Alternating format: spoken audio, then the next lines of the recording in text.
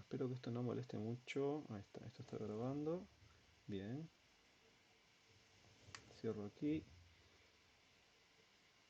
Pregunta, ¿ustedes ven las marcas grises que aparecen en mi pantalla por lo menos? Que tapan parte de la presentación. Sí, sí. No sé a qué se debe porque a otra gente no le pasa, me pasa a mí, es un problema de mi computadora. Bueno, arranquemos con la clase. Voy a tratar de que no estén tapando la presentación, esas ventanas que no deberían en realidad estar tapando la presentación. Son las ventanas del propio Webex que yo tengo abiertas, que necesito tener abiertas y que no deberían cubrir la presentación de ustedes, solo la mía. Bueno, muy bien. Entonces estamos comenzando hoy con un tercer módulo y último módulo del curso.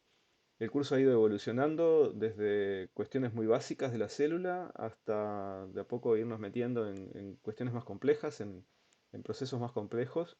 Y en la medida que fuimos haciéndolo más complejo para la célula, también fuimos es- empezando a estudiar cada vez más a las células en su entorno y las interacciones entre las células, ¿verdad? Entonces aquí llegamos en el último módulo a lo que sería la máxima expresión de esa interacción celular, que tiene que ver con la multicelularidad. Es decir, esencialmente este módulo es dedicado a organismos multicelulares exclusivamente, aunque podrá haber ejemplos y cosas de organismos unicelulares, pero esencialmente nos interesa ahora entrar en ese mundo especial, en ese aspecto especial de las células, que es la capacidad de formar especies de colonias, por decirlo de alguna manera, de grupos de células que trabajan juntas dentro de un organismo y cómo funciona eso.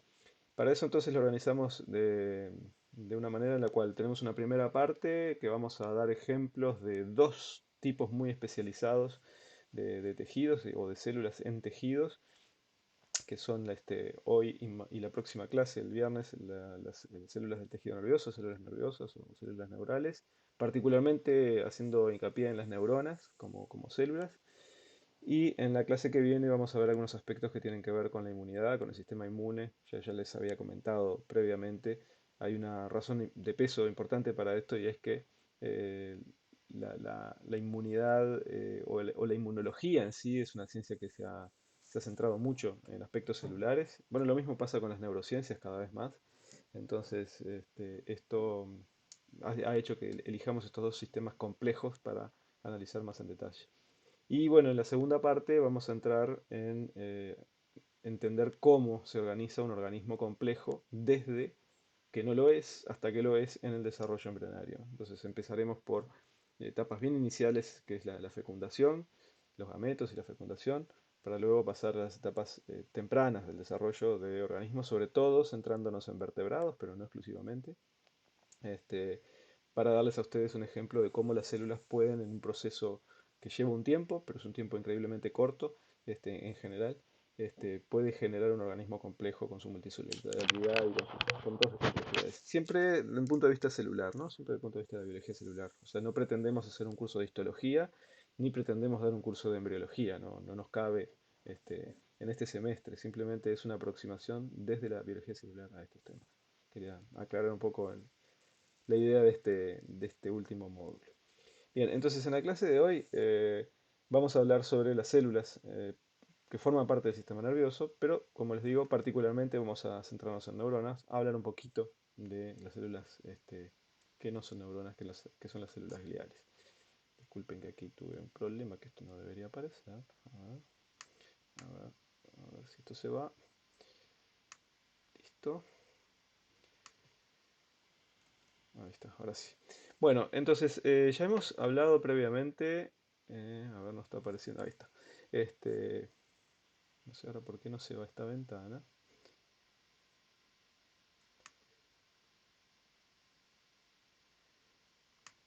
¿Tiene algún problema con el Webex?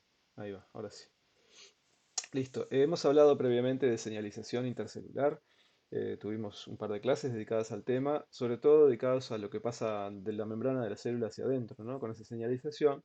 Pero si recuerdan, al comienzo yo les comenté que había, y hablamos un poco de tipos distintos de señalización intercelular, y que, bueno, gran parte de la señalización en realidad ocurría a nivel cercano, es decir, de un modo parácrino o a veces incluso autócrino, donde las células en un grupo pequeño se señalizaban entre ellas, pero que también existía señalización a distancia y que en un organismo multicelular a eso se le conoce como señalización endócrina, ¿no? Es decir, las señales endócrinas no son otra cosa que las hormonas que son secretadas por células que están en algún lugar del organismo, muchas veces en glándulas, en órganos especializados, y que son vertidas, son volcadas esas hormonas al torrente sanguíneo o a la circulación, circulan por distancias variables y luego llegan a un blanco que puede estar en el otro extremo del cuerpo, ¿verdad? A las células blanco. Y esa es una forma bastante eficiente de llevar información a muchas células a la vez, en forma masiva, digamos, ¿no? Y es la misma información que llega a todas las células, salvo que recuerden que las células perciban o no esa señal o cómo la procesan va a depender de lo que llamamos la competencia de la célula. Y esa forma de señalización tiene sus ventajas.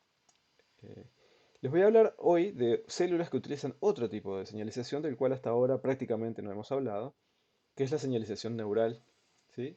Que es la de las neuronas, y que implica una idea completamente distinta. Nuevamente es señalización que es a distancia, puede ser a distancias muy largas, a veces es a distancias cortas, pero muchas veces es a distancias muy largas, pero donde lo que tiene que viajar no es la señal, ¿sí? La señal en realidad es transmitida en un espacio muy pequeño, eso lo voy a marcar acá, ¿sí? Y lo que se alarga en realidad para abarcar toda esa distancia es la propia célula emisora de la señal. O sea, la célula emisora de la señal, la neurona, tiene una prolongación, un proceso celular muy largo, que puede ser tan largo como 1 metro en el caso de un ser humano, y va a llegar a una célula blanco a acercarse a nanómetros de distancia de esa célula. A veces la va a contactar directamente, a veces no va a estar realmente tocando la membrana, pero sí va a estar a una distancia muy corta. Y es en ese espacio muy pequeño, del cual ya vamos a hablar después, sobre todo en la clase que viene, donde ocurre la señalización. Entonces aquí la señalización es completamente distinta a esta. Aquí la señalización es en masa, se podría decir.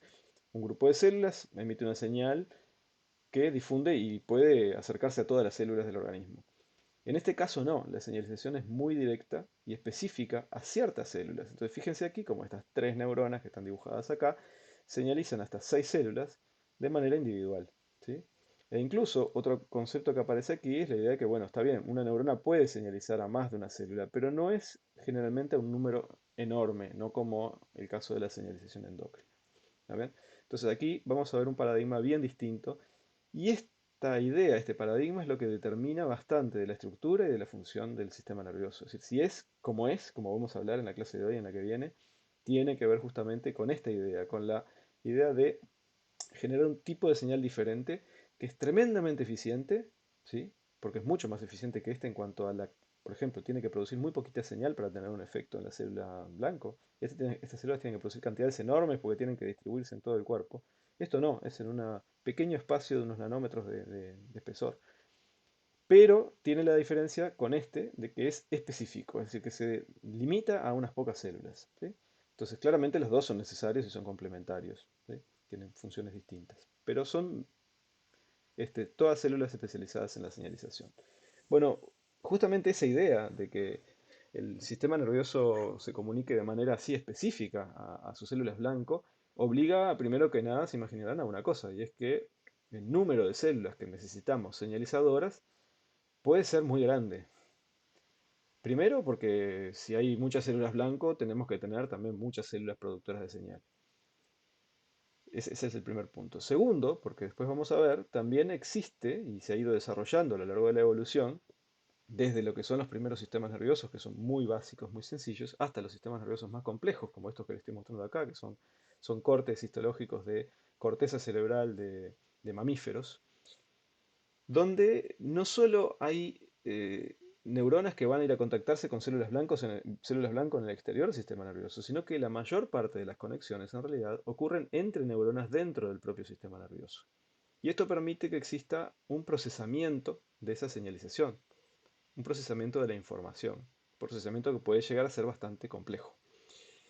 Y esa complejidad, a medida que aumenta la complejidad del tipo de señalización, del tipo de información que se maneja, claramente implica un aumento en el número de células, como vemos acá. Acá están marcados más que nada los cuerpos celulares y ven la gran cantidad de neuronas que puede haber en un pedacito muy pequeñito, esto está muy aumentado, de corteza cerebral. Aquí ya empiezan a haber prolongaciones de las células y la imagen esta se hace un poco más complicada. Y acá se simplificó porque se sacaron muchas células, es un dibujo en realidad, donde hay algunas células dibujadas y otras no, y las que están dibujadas con sus prolongaciones y ven que es básicamente una especie de cablerío bien complejo, una madeja que parece entreverada cuando uno la mira y que hace muy difícil entenderla. De hecho, claramente entender un cerebro o un sistema nervioso central avanzado, evolucionado, como el de los mamíferos, ni hablar el humano, es una de las grandes metas de la biología, de la ciencia, diría yo, hoy en día.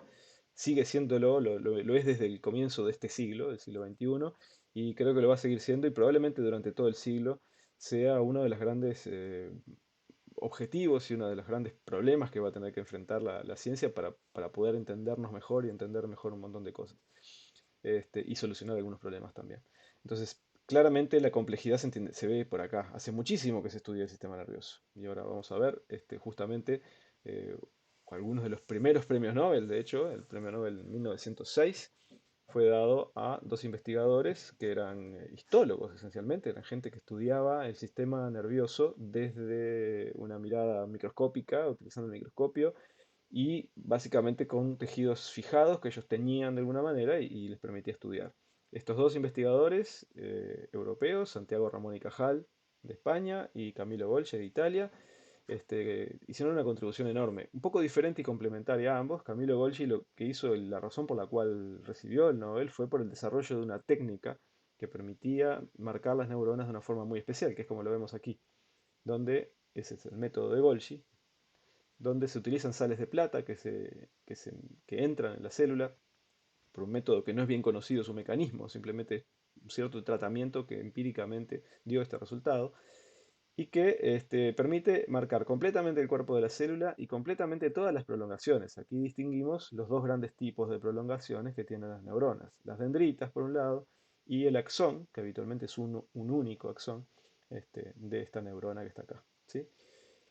¿Por qué ganó el premio Cajal? Bueno, porque Cajal, utilizando el método de Golgi y otros que él mismo desarrolló también, y otros de otros investigadores, fue capaz de entender un montón de aspectos del sistema nervioso que hasta ese momento no se habían podido entender, llegando a ser considerado hoy en día el fundador de las neurociencias modernas.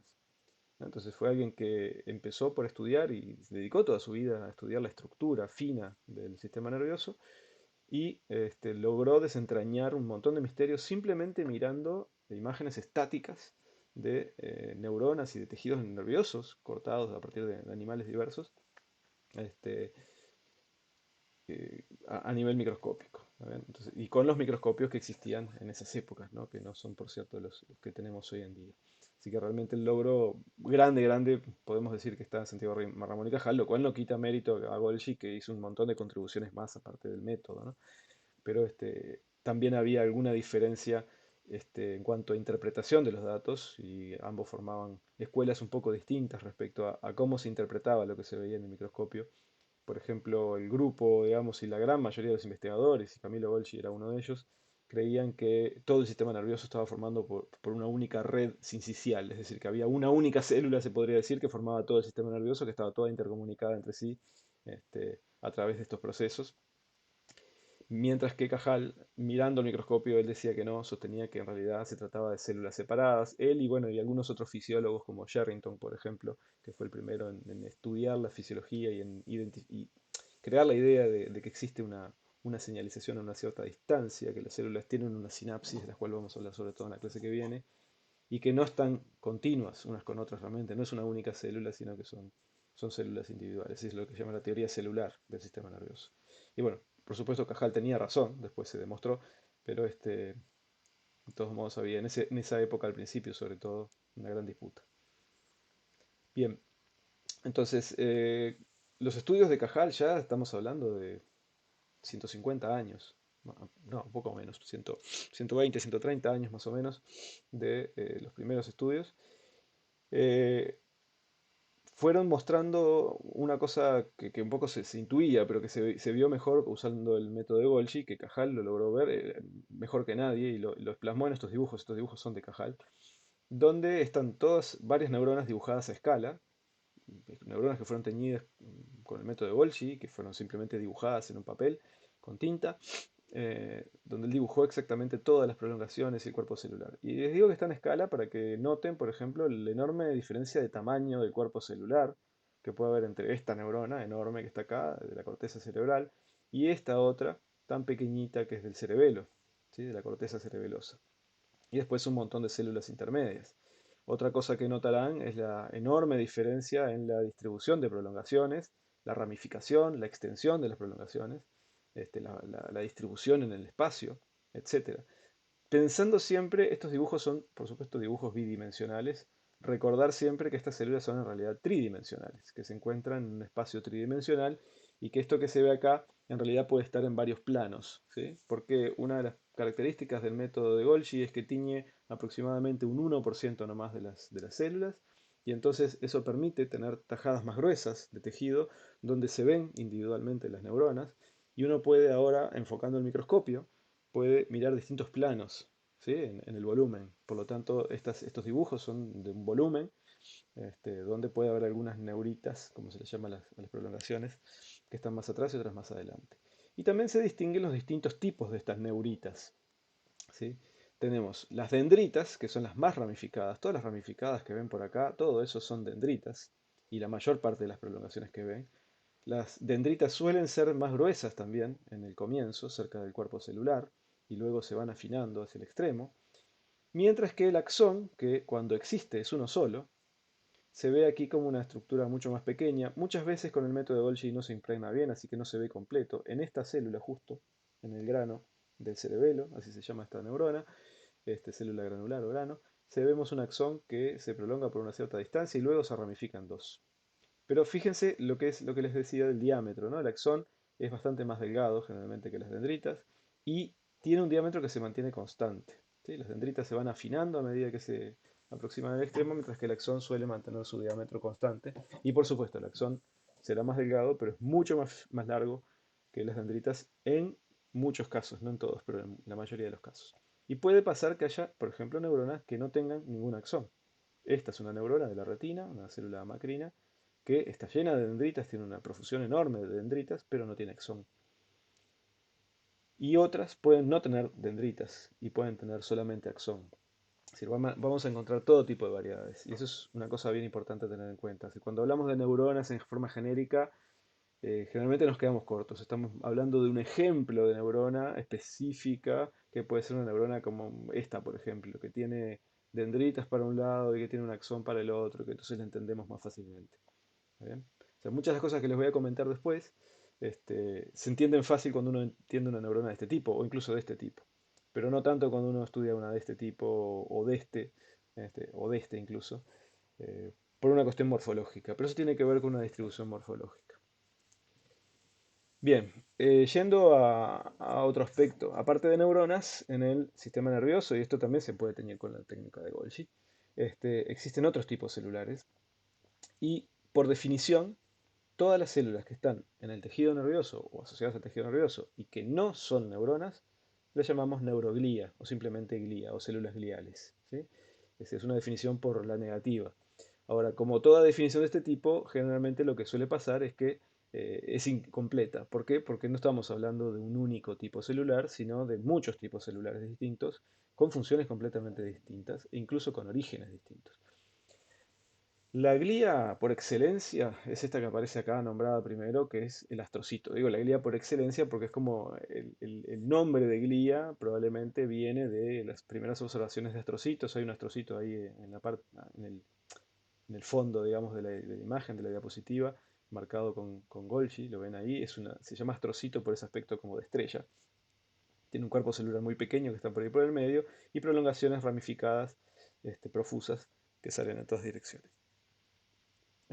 Van a ver que existen de dos tipos. Esto es relativamente poco importante, en realidad, desde el punto de vista celular, porque son la misma célula cuando la encontramos en distintos lugares, ¿sí?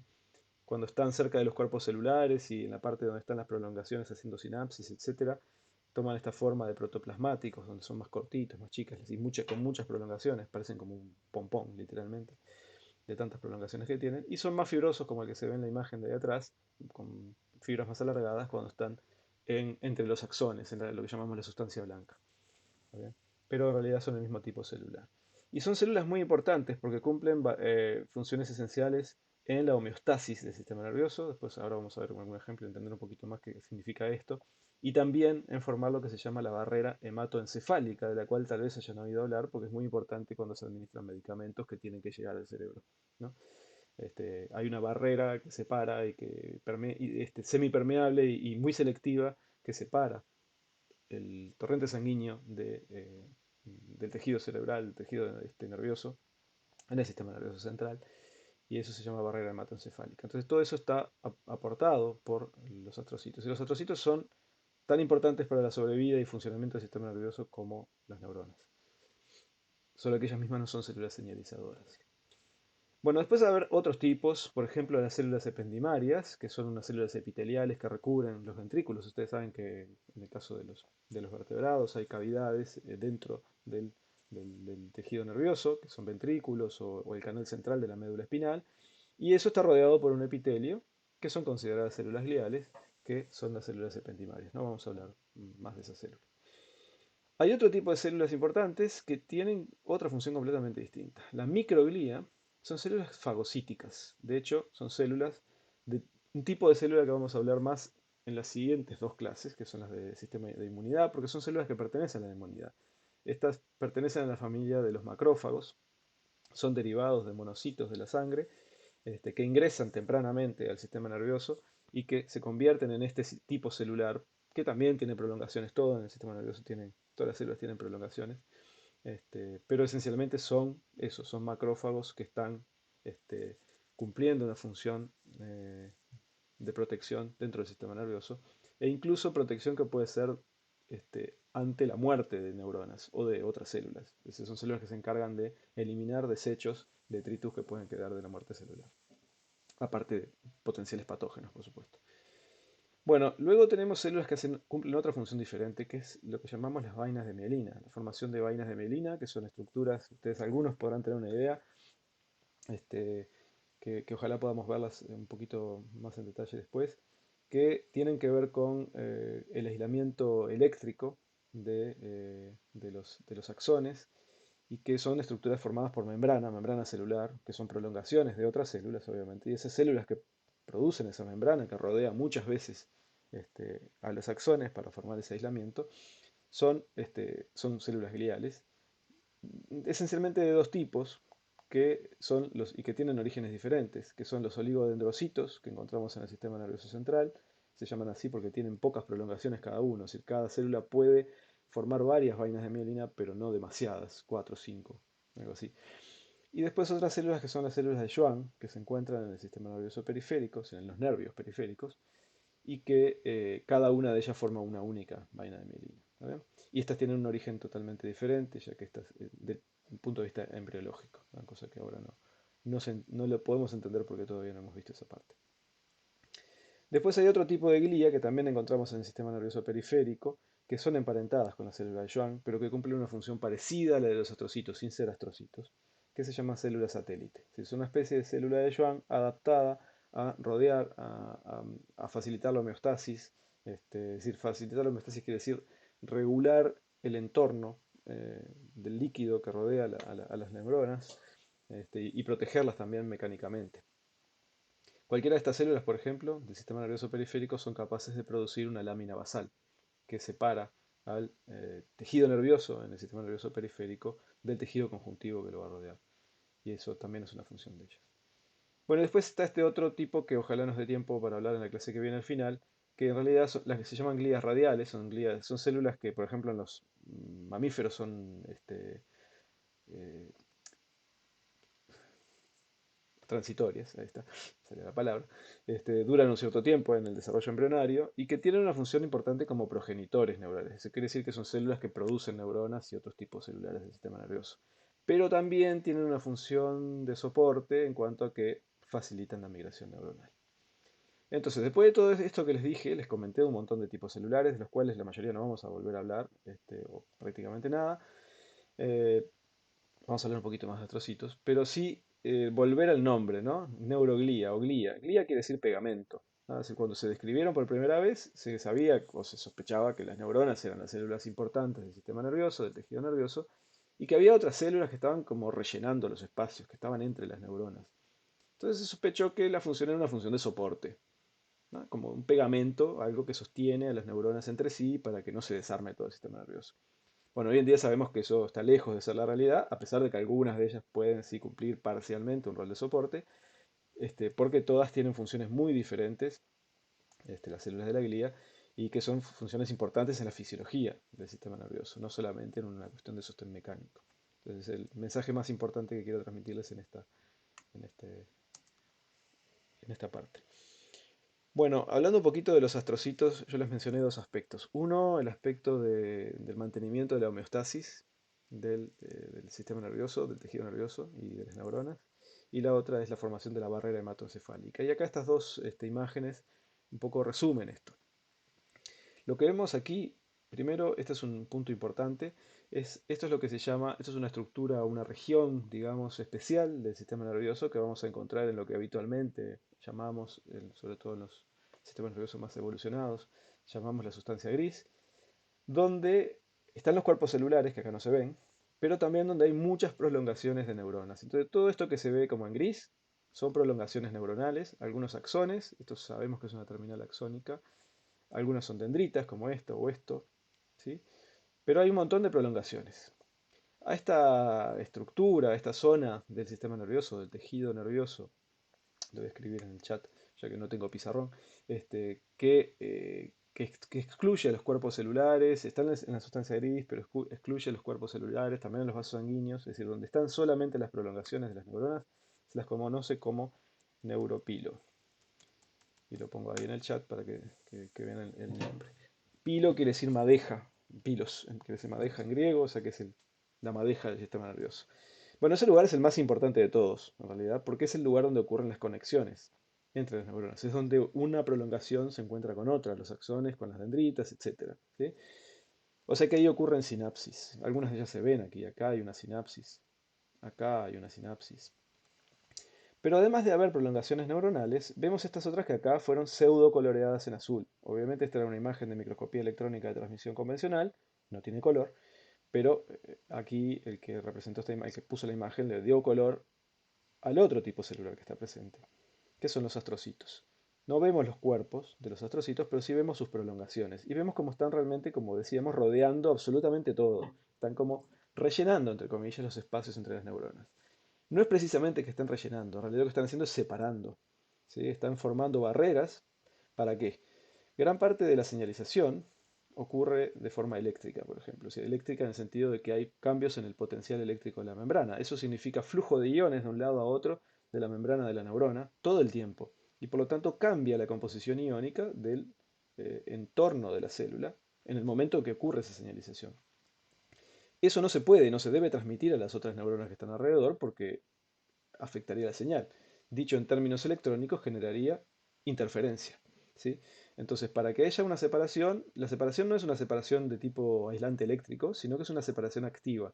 Estas células lo que son capaces es de balancear nuevamente los iones, porque tienen bombas potentes, así como tienen también las neuronas, pero los astrocitos también, de iones, con lo cual pueden captar, por ejemplo, si hay un aumento excesivo de cloruro, ion cloruro en el perdón, de ion potasio en el medio extracelular, que no debería porque está sobre todo concentrado en el lado intracelular, entonces ellos tienen bombas de potasio que captan ese potasio. Lo mismo si baja demasiado el sodio, pueden ser capaces de restablecer esa concentración de sodio.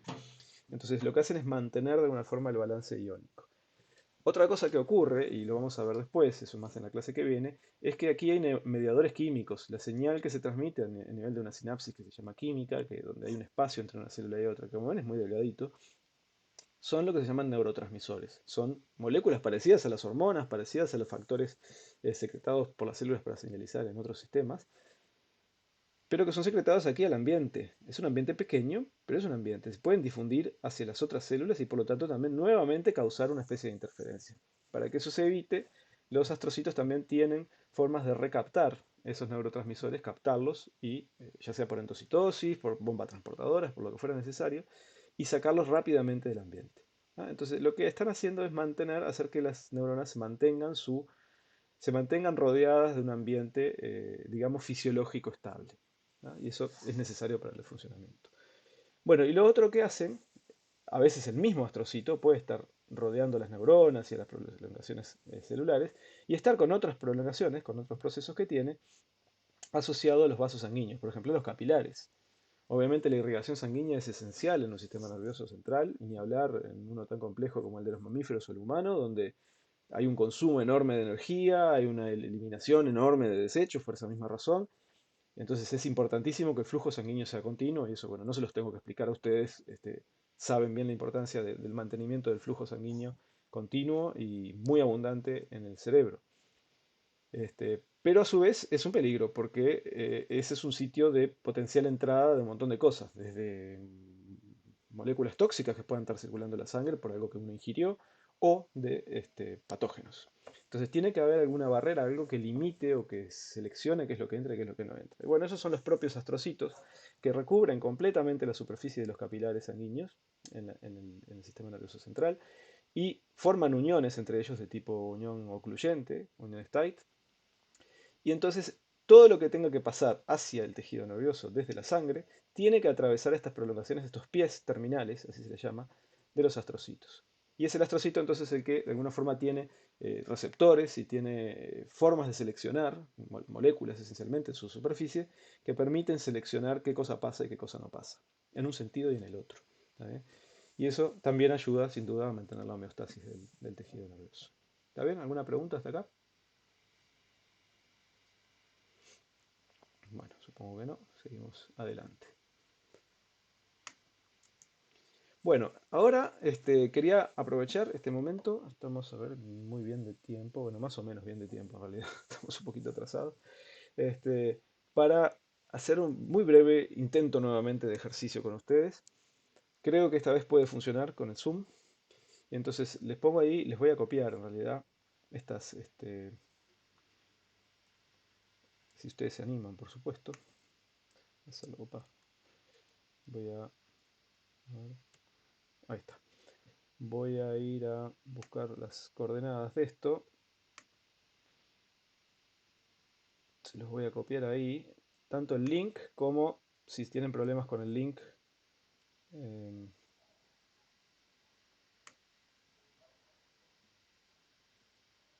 ¿Por qué se cortó? ¿Cómo? ¿Por qué se cortó? Ah, repetir lo último. No sé cuál fue lo último, Sofía. Este, yo estaba hablando de los astrocitos, pero no sé dónde fue que se cortó. ¿Fue mucho rato?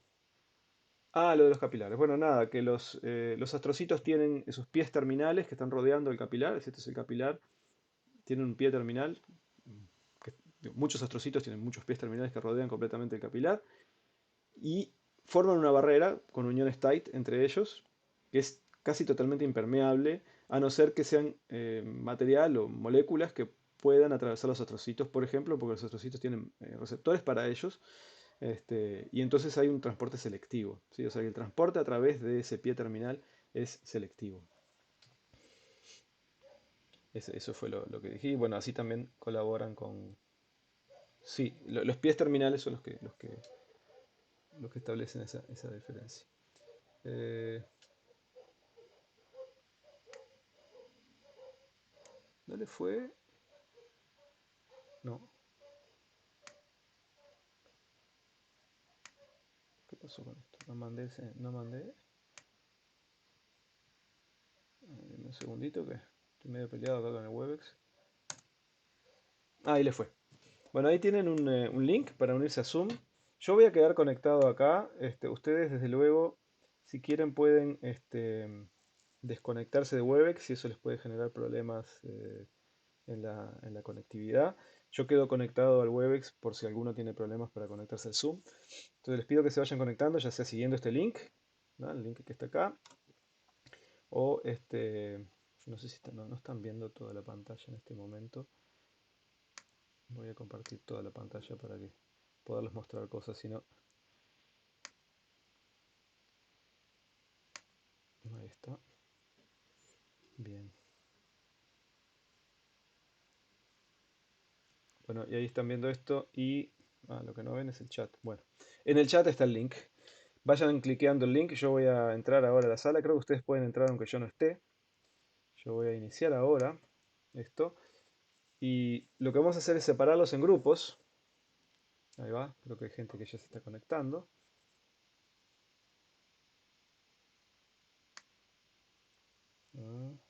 ¿O no?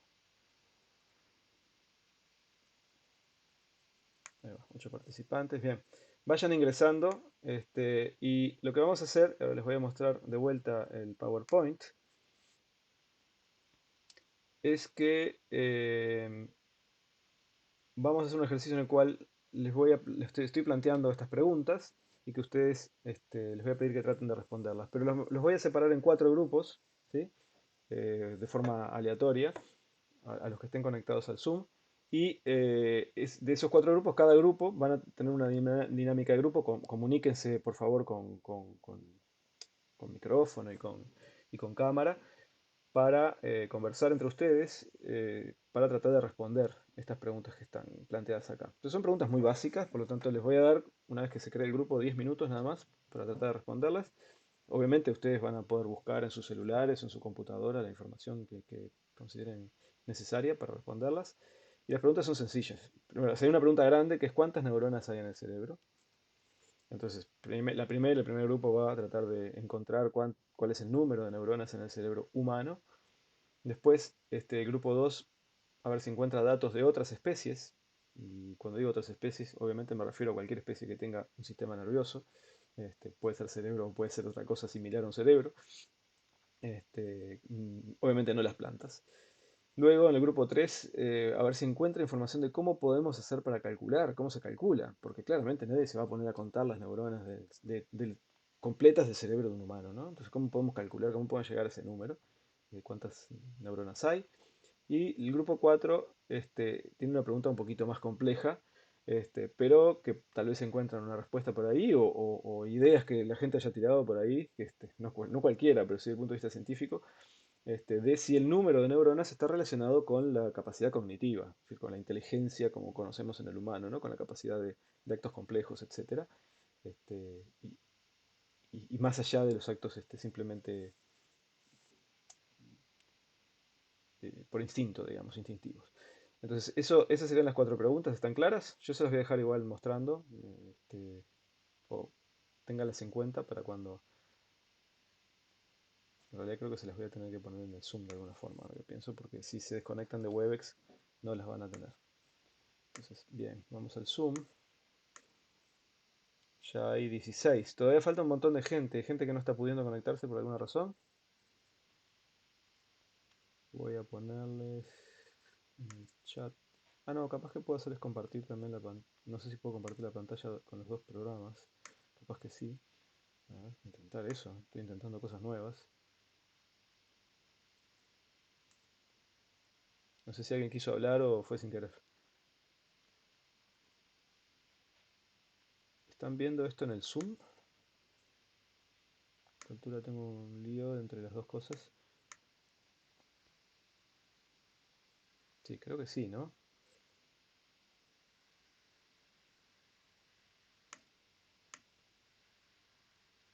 Mm, sí. El problema es que entra un poquito en conflicto. Yo ahora me pongo en video con el Zoom también. No, no voy a poder porque tengo que apagar el video del Webex. Un segundito para poder acceder al video en el Zoom. Voy a dejar de compartir pantalla también. Voy a quedar conectado con audio. Espero en los dos lugares. Pero voy a dejar de compartir pantalla. No, no, este es el Zoom. Ojo. Esto. Discúlpenme. Estamos haciendo un pequeño experimento otra vez como la vez pasada, pero espero que en las próximas salga mejor. Bueno, ¿cuántos vamos? Un poquito, dije que iba a cortar también con la cámara. Listo. Si tienen algún problema, se ve algo negro, dice. Sí, yo no estaba usando cámara en el Zoom, tal vez por eso. O será porque la pantalla que estoy compartiendo no está compartiendo bien. A ver, voy a dejar de compartir pantalla y voy a compartir de vuelta en el Zoom.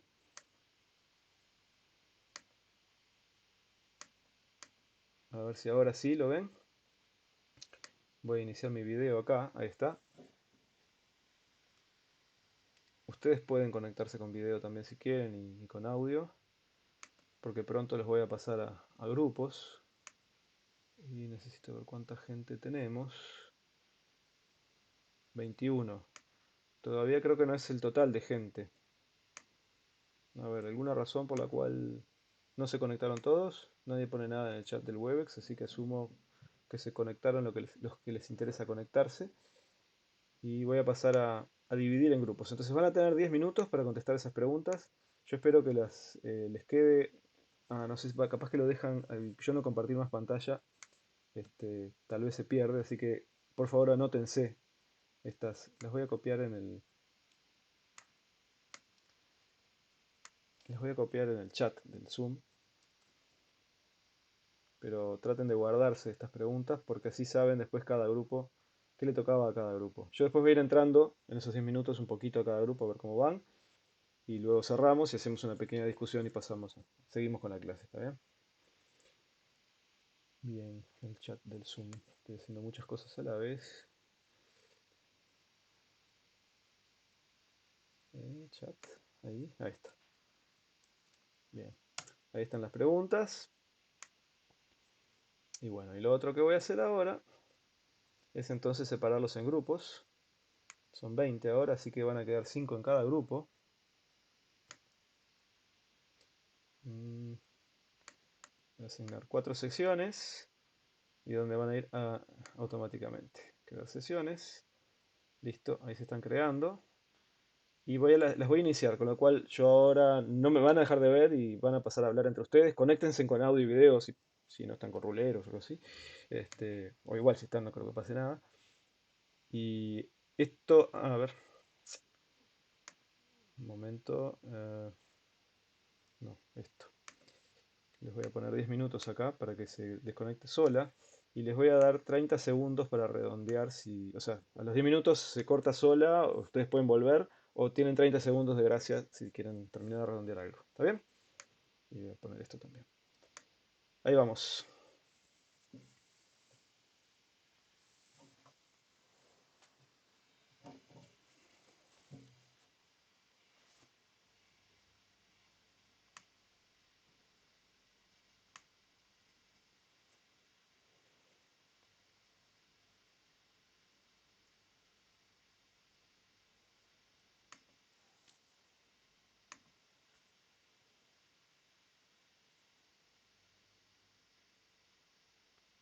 Hola, grupo uno, ¿cómo están?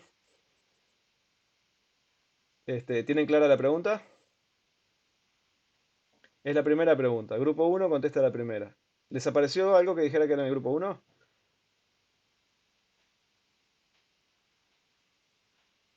Ok. La pregunta es ¿cuántas neuronas hay en el cerebro humano? Esa es la pregunta. Así que los dejo trabajar, ¿ok? A ver, ¿cómo hago para salir? A ver, salir de la sala. No, salir de la sala no. Esto, ahí.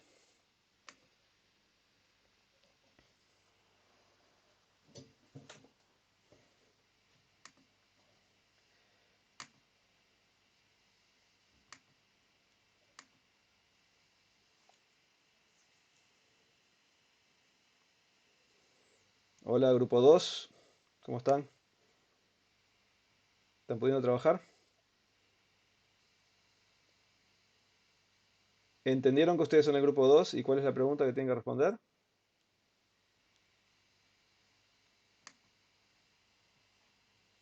Hola.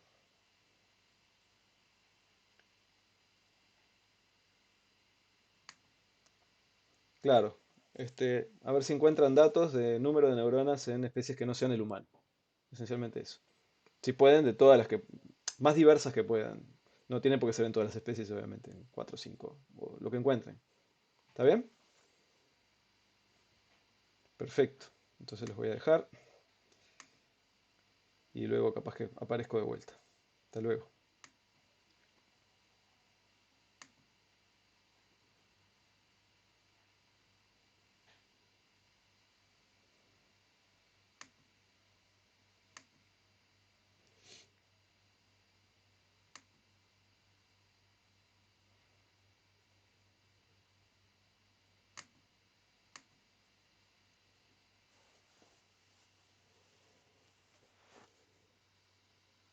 Hola, grupo 3.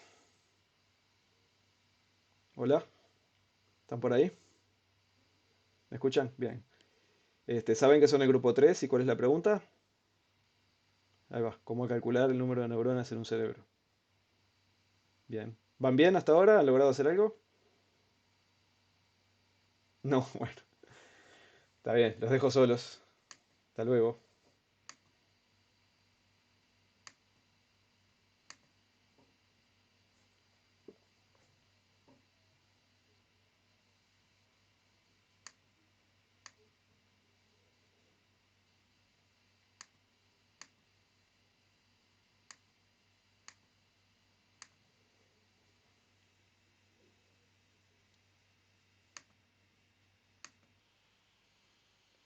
Vamos a volver a grabar y voy a volver a compartir pantalla para tener a la vista las preguntas. Voy a compartir toda la pantalla por si fuera a ser necesario luego. Listo.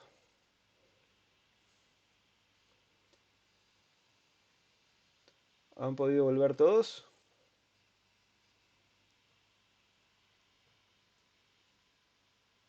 No pudieron elegir vocero, ese es el grupo 4 creo. Se cerró antes. Y el grupo... Ah, no hay nadie con micro. Ok. Bueno, entonces, si no hay nadie con micro, lo que les voy a pedir es que lo pongan por el chat, aunque sea la respuesta. La idea, bueno, para los que, yo no sé si están todos ahora, espero que sí. Para los que no estuvieron, hubieron varios, 8 de acá que no estuvieron en la reunión de Zoom, así que 8 por lo menos. No sé si no fue alguno más.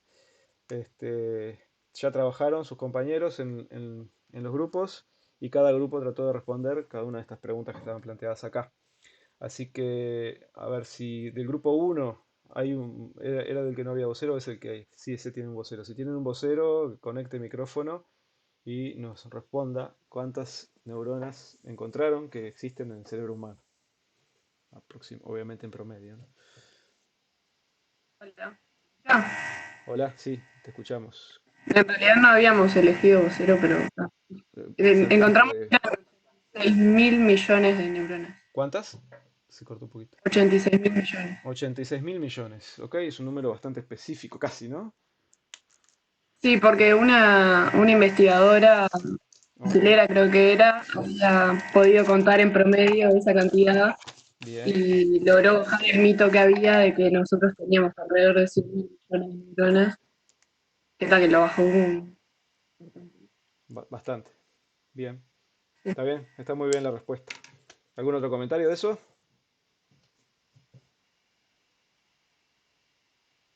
No. Bien.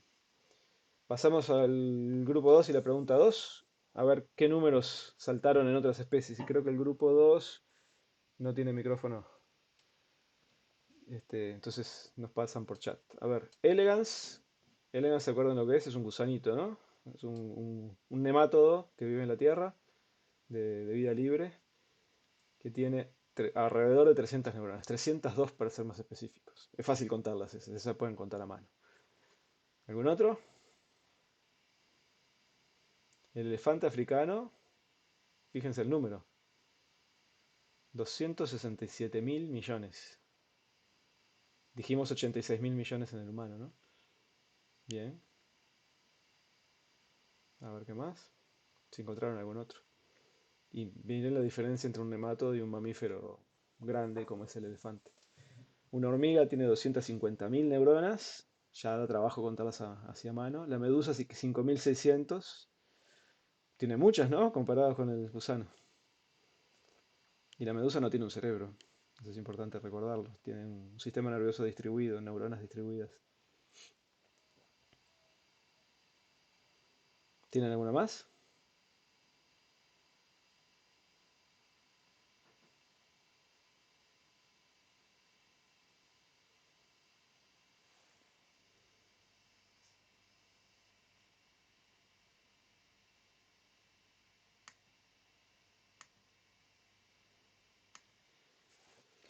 El gato 300 millones. Bien. Una diferencia grande con los 86 mil millones del hombre, ¿no? Y el gato lo consideramos bastante inteligente. Pulpo 500 millones. Más que el gato. O sea, deberíamos tener pulpos de mascotas. Es difícil tenerlos en la falda después, ¿no? Y acariciarlos, pero bueno.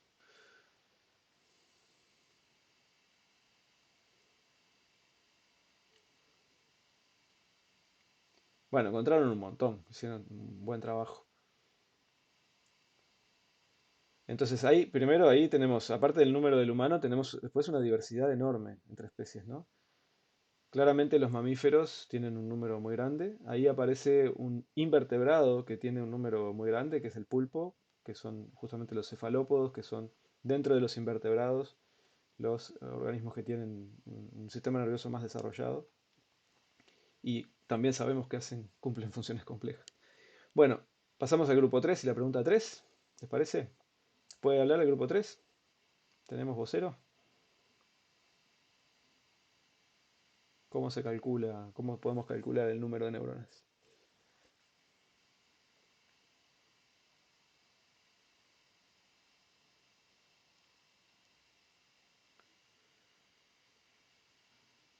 Ah, es por chat, qué aburrido. Se toma una muestra, se cuentan cuántas hay y luego se multiplica por el volumen del cerebro. Tiene que ser homogénea porque en zonas puede existir alta o baja densidad de neuronas. Ahí va. ¿Y cómo se cuentan? ¿Cuál es la muestra? O sea, ¿qué tipo de aproximación estamos hablando? ¿Cómo se mira eso? ¿Cómo se ven las neuronas? ¿En el microscopio? ¿Cómo? Hace un corte de tejido.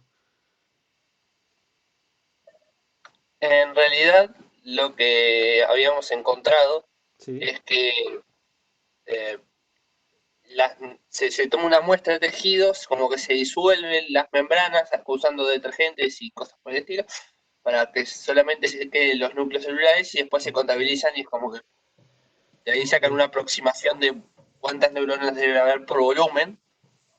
Entonces, pues hacen digamos, la regla de tres. Bueno, si en X volumen tenemos 32 neuronas, en X otro volumen tenemos tantas veces esta cantidad de neuronas. Ahí va. Ese es el método más moderno, digamos, ¿no? Tiene relación con la respuesta que dieron los estudiantes del grupo uno. De hecho, ahora lo vamos a ver, la misma investigadora la que diseñó ese método. Clásicamente, antes que eso, y eso ya lo vamos a ver ahora, antes que eso lo que se hacía era lo que yo les decía, ¿no? Sí, se tomaba una muestra del cerebro y en cortes histológicos se contaba el número de neuronas y luego de ahí se iba calculando de acuerdo al volumen que se había contado, etcétera. Es básicamente lo mismo. Podemos discutirlo enseguida. Hay unas ventajas y desventajas o sea, hay ventajas respecto al método más moderno que permitió llegar a un número más creíble, ¿no? Que el número que había, que era apenas una aproximación. Como aproximación no era tan mala, porque eran 100 mil millones y bueno, el número más cercano al real son 86 mil millones. O sea, no se le había errado por un orden de magnitud, pero sí era apenas aproximado. Muy bien. Está bien, o sea que eso, vamos a hablar enseguida un poquito de ese método. Bueno, y la pregunta 4, el grupo 4, no sé si el grupo 4 tiene micrófono. Yo los vi chateando, me pareció, así que capaz que no.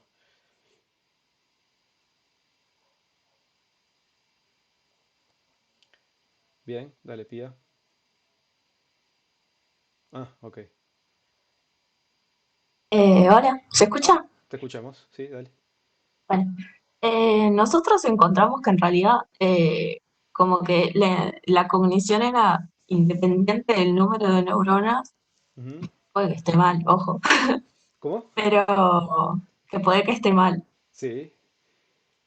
O sea, Entonces, y, o sea, vimos que en realidad lo que importa es como la organización que tiene y como que incluso a veces se decía que mientras menos dendritas tenga, o sea, mientras menos entramada esté la red neuronal, era mucho mejor la cognición que se da, o sea, las respuestas, y era como más limpias las señales. Bien. Eh, Eso fue lo que encontramos, pero ¿Te está. puedo preguntar la fuente de eso? Porque creo que de las preguntas uno y 3 más o menos es la misma fuente, ya sé cuál es. Esta. No me fijé en realidad la página, pero me puedo fijar ahora. No, para tener una idea nomás. Seguro esta pregunta es la pregunta que, como yo dije, es más compleja, la que tiene una respuesta todavía menos clara. Les voy a comentar un poco las conclusiones a las que llegó Susana Herculano, que es la que justamente llegó al número de neuronas, pero desde una perspectiva. Hay otras. Estoy viendo, pero creo que no dice el artículo. Ajá, ok. Pero sale de un artículo en principio. Sí, es un Francisco Javier Díez. Ok, Díaz, ok, el autor. ok. Ah, Bien, está bien. Ese seguro es otra por eso mismo. También por lo menos saber que es probablemente una perspectiva distinta por una aproximación experimental distinta o por incluso hasta una interpretación distinta de datos, ¿no?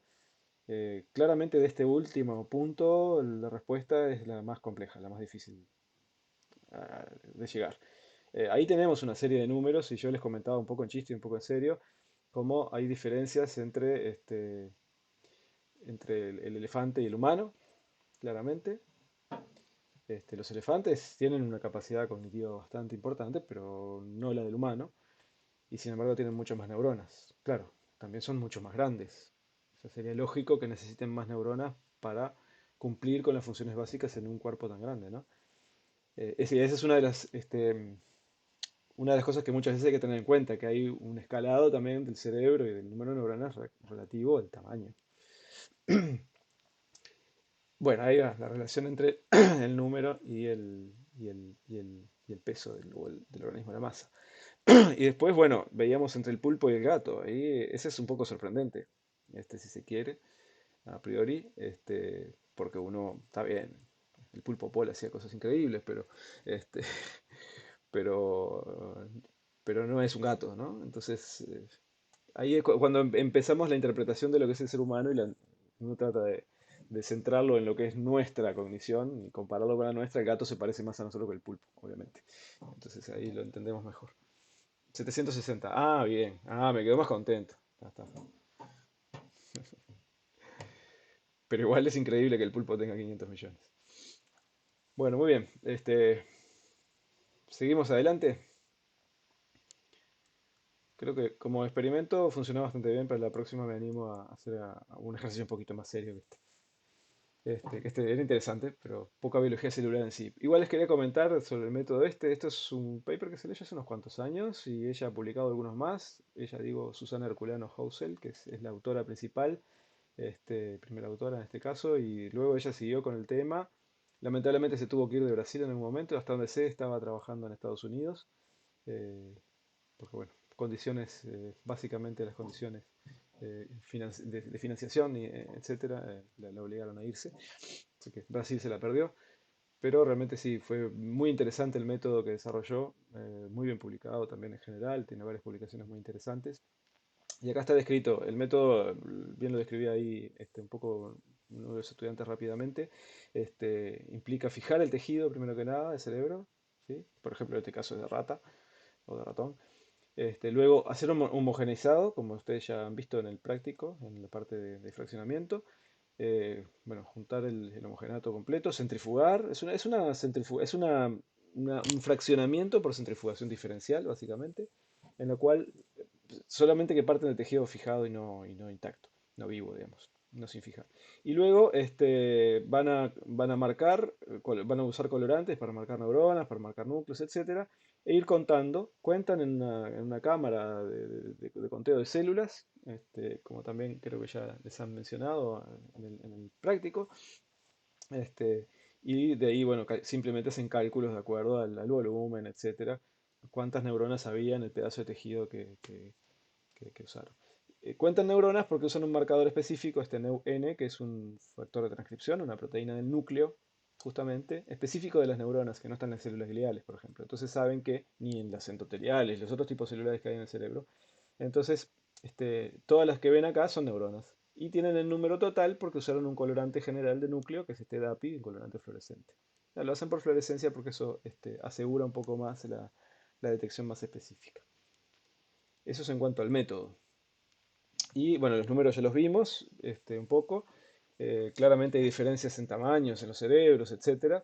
El cerebro humano, ¿dónde está el cerebro humano? Acá, creo que no está acá, de hecho. No, hay otros mamíferos.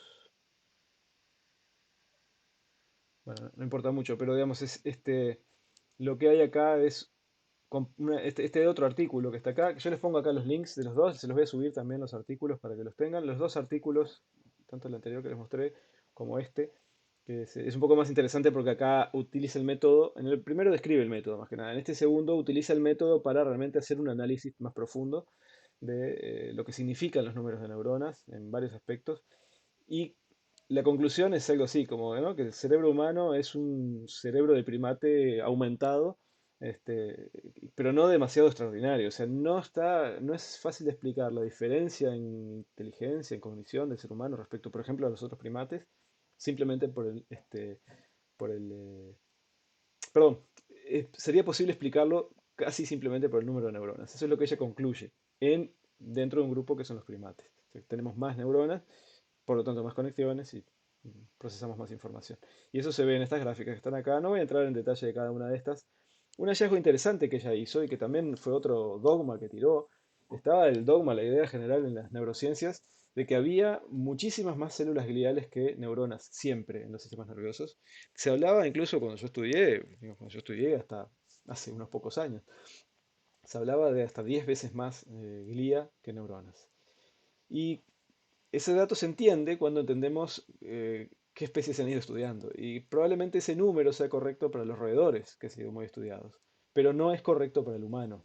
Sin embargo, se extrapolaba al humano rápidamente, porque bueno, si los roedores son mamíferos, en el humano también debe ser igual. Y no. Lo que ella encontró es que en el humano, y eso está en esta curva que está acá, en el humano básicamente hay el mismo número de neuronas que de glía, lo cual fue algo sorprendente también como hallazgo aquí, ¿no? O sea que ahí hay algunas cosas interesantes muy generales. Entonces ahora para entrar un poco más en las neuronas y hacer un repaso de todo esto y algunos conceptos importantes sobre neuronas, tenemos el número, bueno, aproximado de neuronas en el humano de unas 8.6 por 10 a la 10 o 86 mil millones. Eso es lo que tienen ustedes adentro de sus cabezas. Eh, si el número a veces uno así frío no se da cuenta, pero es un número enorme, ¿no? Es enorme. Se aproxima el número de estrellas que se calcula ahí en la Vía Láctea, en nuestra galaxia. Para que tengan una idea, si han mirado el cielo y han visto el número de estrellas, es bastante impresionante. Bueno, de todo ese de todas esas neuronas vamos a encontrar que hay tres grandes tipos que podemos separarlas, dividirlas en tres grandes grupos, que son las neuronas sensoriales, que son las que van a captar la información desde el exterior, son las que nos permiten comunicarnos con el exterior en cuanto a percibir señales. Por ejemplo, neuronas que tenemos en nuestro ojo, en nuestra retina, que captan la luz, los fotorreceptores. Neuronas que están en la piel, asociadas a la piel y que captan cosas como vibraciones, como temperatura, etcétera, y que nos permiten entonces saber si una superficie es áspera, está fría, etcétera, ¿no? Son neuronas que tienen especializaciones sensoriales. Después tenemos neuronas que hacen lo otro, que tiene que ver con la interacción con el ambiente y con nuestro cuerpo, que son las neuronas motoras. Por supuesto, las sensoriales también sirven para sentir cosas de nuestro propio cuerpo, ¿no? Tenemos neuronas sensoriales para este, eh, sentir la información que nos da nuestro propio cuerpo. Y las motoras lo mismo, ¿no? Es decir, emiten desde el sistema nervioso impulsos que actúan sobre células efectoras y que en la mayoría de los casos lo que hace el efecto es una contracción de un músculo.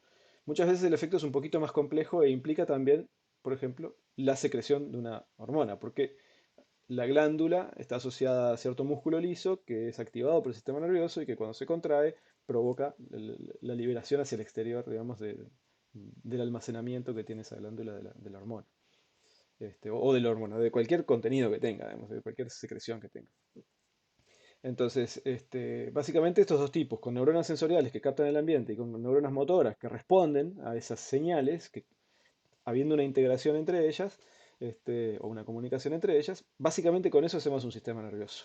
Y el sistema nervioso de animales como que mencionaron, como por ejemplo las medusas, son básicamente eso, son esencialmente sistemas sensoriales con sistemas motores comunicados entre sí con algo mínimo de integración, de procesamiento para responder adecuadamente. Es decir, si la medusa tiene que ir hacia la luz y tiene fotorreceptores, tienen ojos, entre comillas, muy pequeños, entonces esa señal visual, esa señal de la luz, llega de una forma a la parte motora, a los músculos, para que el movimiento de la medusa sea hacia la luz. ¿Está bien?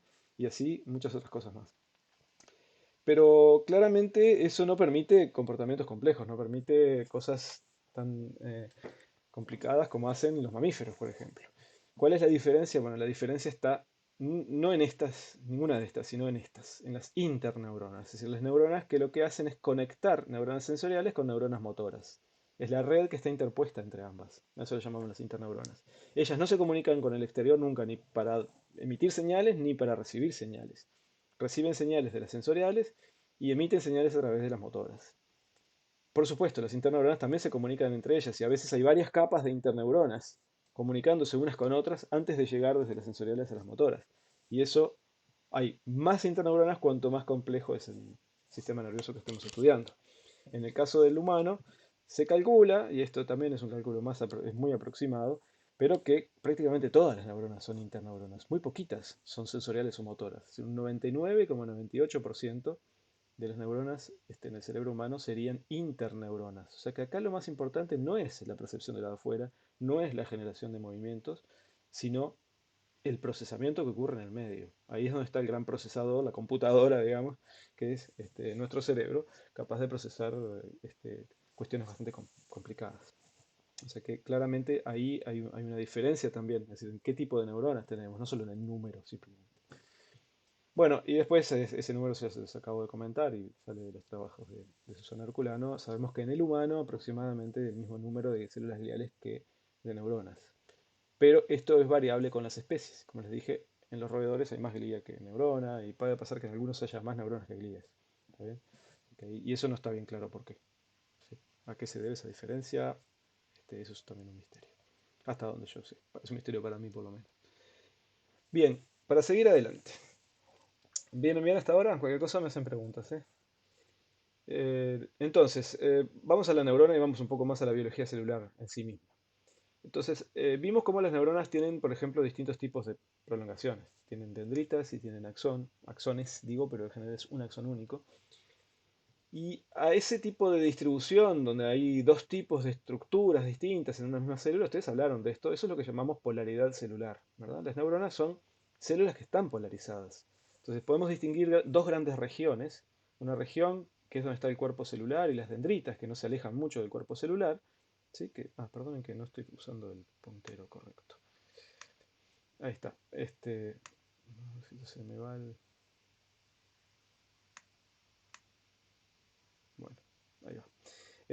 Ahí vemos las dendritas alrededor del soma y eso forman lo que se llama el compartimiento somatodendrítico de la neurona, que se toma generalmente como una única cosa, a pesar de que hay diferencias en sí mismo, ¿no? Porque tenemos las dendritas, los extremos de las dendritas, el propio cuerpo celular. Y luego tenemos otro compartimento distinto que es el axón, ¿sí? Que tiene sus diferencias importantes como vimos antes, más largo, etcétera, se ramifica al final, generalmente, se ramifica menos, eso es variable que las dendritas. Entonces hay una polaridad estructural de las neuronas bien clara, que además está relacionada con una polaridad funcional. Sabemos que el compartimento somatodendrítico, las dendritas, perdón, y el cuerpo celular es el lugar donde se reciben la mayor parte de las señales, o sea, sobre todo la región receptora de señales de la célula. Mientras que el axón es el que funciona como el emisor de la señal y es el que viaja a esa distancia, no viaja, digamos, pero es tan largo como la distancia que tiene que viajar la señal hasta llegar a la célula blanco. ¿Está bien? Entonces, ese es el que emite la señal. Esto no es 100% así en todos los casos. Yo le mencioné neuronas que no tienen axón. En ese caso, también son las dendritas las que actúan como emisor de la señal. Y por otra parte, puede pasar que haya señales que lleguen a distintos lugares, a distintos niveles del propio axón, ¿sí? O sea, el axón también puede ser receptor de señales. Lo que estamos diciendo es en forma muy global y muy grosera y en cuanto al porcentaje, digamos, a la proporción de señales totales. ¿Bien? Y los esquemas de abajo muestran un poco cómo funcionan las neuronas desde el punto de vista eléctrico, del potencial de su membrana. ¿Está bien? Decimos que las neuronas son células excitables. Bueno, ¿qué quiere decir eso? Y eso es lo que vamos a ver ahora. Algunos de ustedes, ojalá, si ya han cursado o están cursando biofísica, tal vez ya hayan pasado por estos temas en biofísica y eso va a ayudar a que esto lo entiendan. Yo lamentablemente no me da el tiempo para entrar en profundidad de este tema que es súper interesante y que tiene que ver con la función y la fisiología de las neuronas. Y esto que se llama electrofisiología, es uno de los centros de la neurofisiología, ¿no? O sea, gran parte del desarrollo de la neurofisiología, sobre todo en las primeras épocas, o en las segundas épocas. Las primeras épocas fueron más que nada estructura, lo segundo fue entender la fisiología, sobre todo el punto de vista de la electrofisiología, y ahora recién es que se están entendiendo más las neuronas del punto de vista molecular y celular. Pero esto se ha utilizado muchísimo para estudiar la función de las neuronas y es esencial que lo conozcan. Entonces, lo voy a abreviar de la mejor manera posible, sin dar demasiada base, lamentablemente, de mecanismos, porque no nos da el tiempo. Eso lo ven en otros cursos. Bueno, entonces, aquí lo que tenemos es, si nosotros tenemos una neurona que tenemos más o menos aislada o está en el sistema nervioso, pero nosotros podemos acercarnos con un electrodo y le podemos aplicar un potencial eléctrico determinado desde afuera con un aparato. Supongamos que le aplicamos un potencial que se llama lo que se llama un pulso cuadrado de voltaje. ¿Tá? Le aplicamos un voltaje determinado que hace que el interior de la célula se vuelva más positivo que el exterior. ¿Está bien la idea? Recuerden que este, las células mantienen un balance tal de iones de un lado y otro de la membrana que el interior tiende a ser negativo, ¿sí? En carga negativa respecto al exterior. Esa es la diferencia de voltaje que hay, que son unos menos 70 milivolts más o menos habitualmente, menos 80 en esta neurona del ejemplo.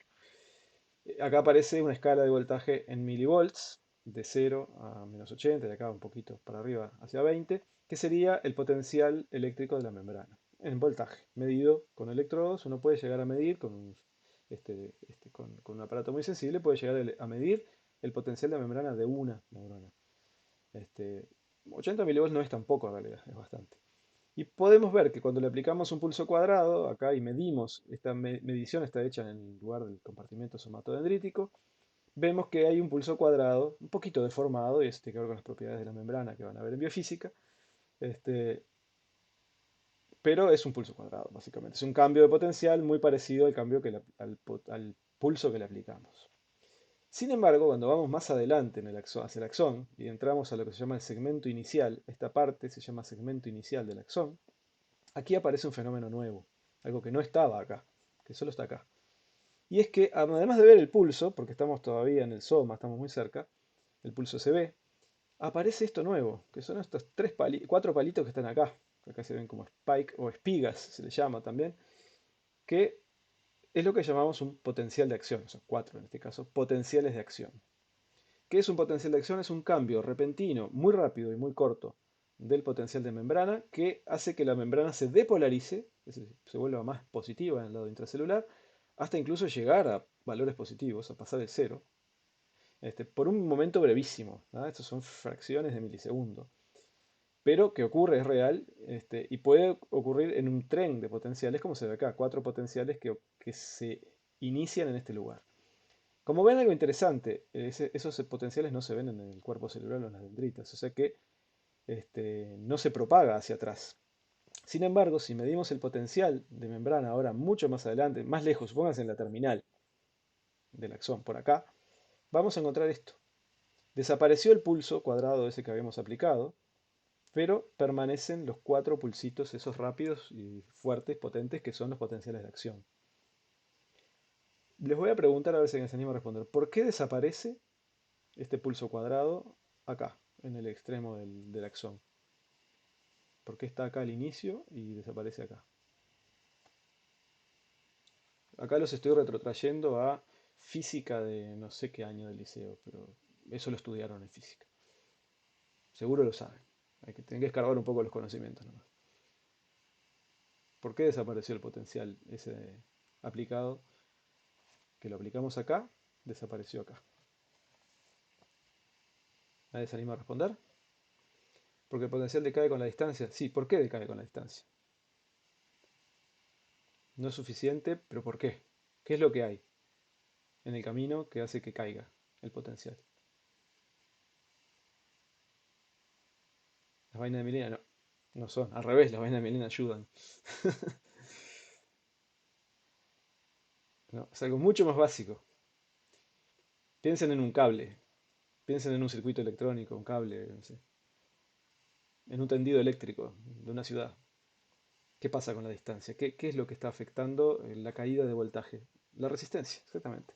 Lo que hay es resistencia eléctrica. Siempre en cualquier sistema que transmita electricidad va a haber una resistencia, mayor o menor, pero siempre hay resistencia. Piense que acá lo que está pasando es que se están moviendo iones dentro de un líquido, ¿sí? Y eso no es lo mismo que electrones dentro de un cable de cobre. Claramente la resistencia es muchísimo mayor que en un cable, y entonces hace que a la poca distancia la resistencia es tal que este potencial va cayendo hasta que desaparece.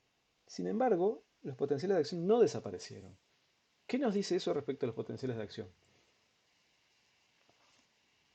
Maldita esa ventanita.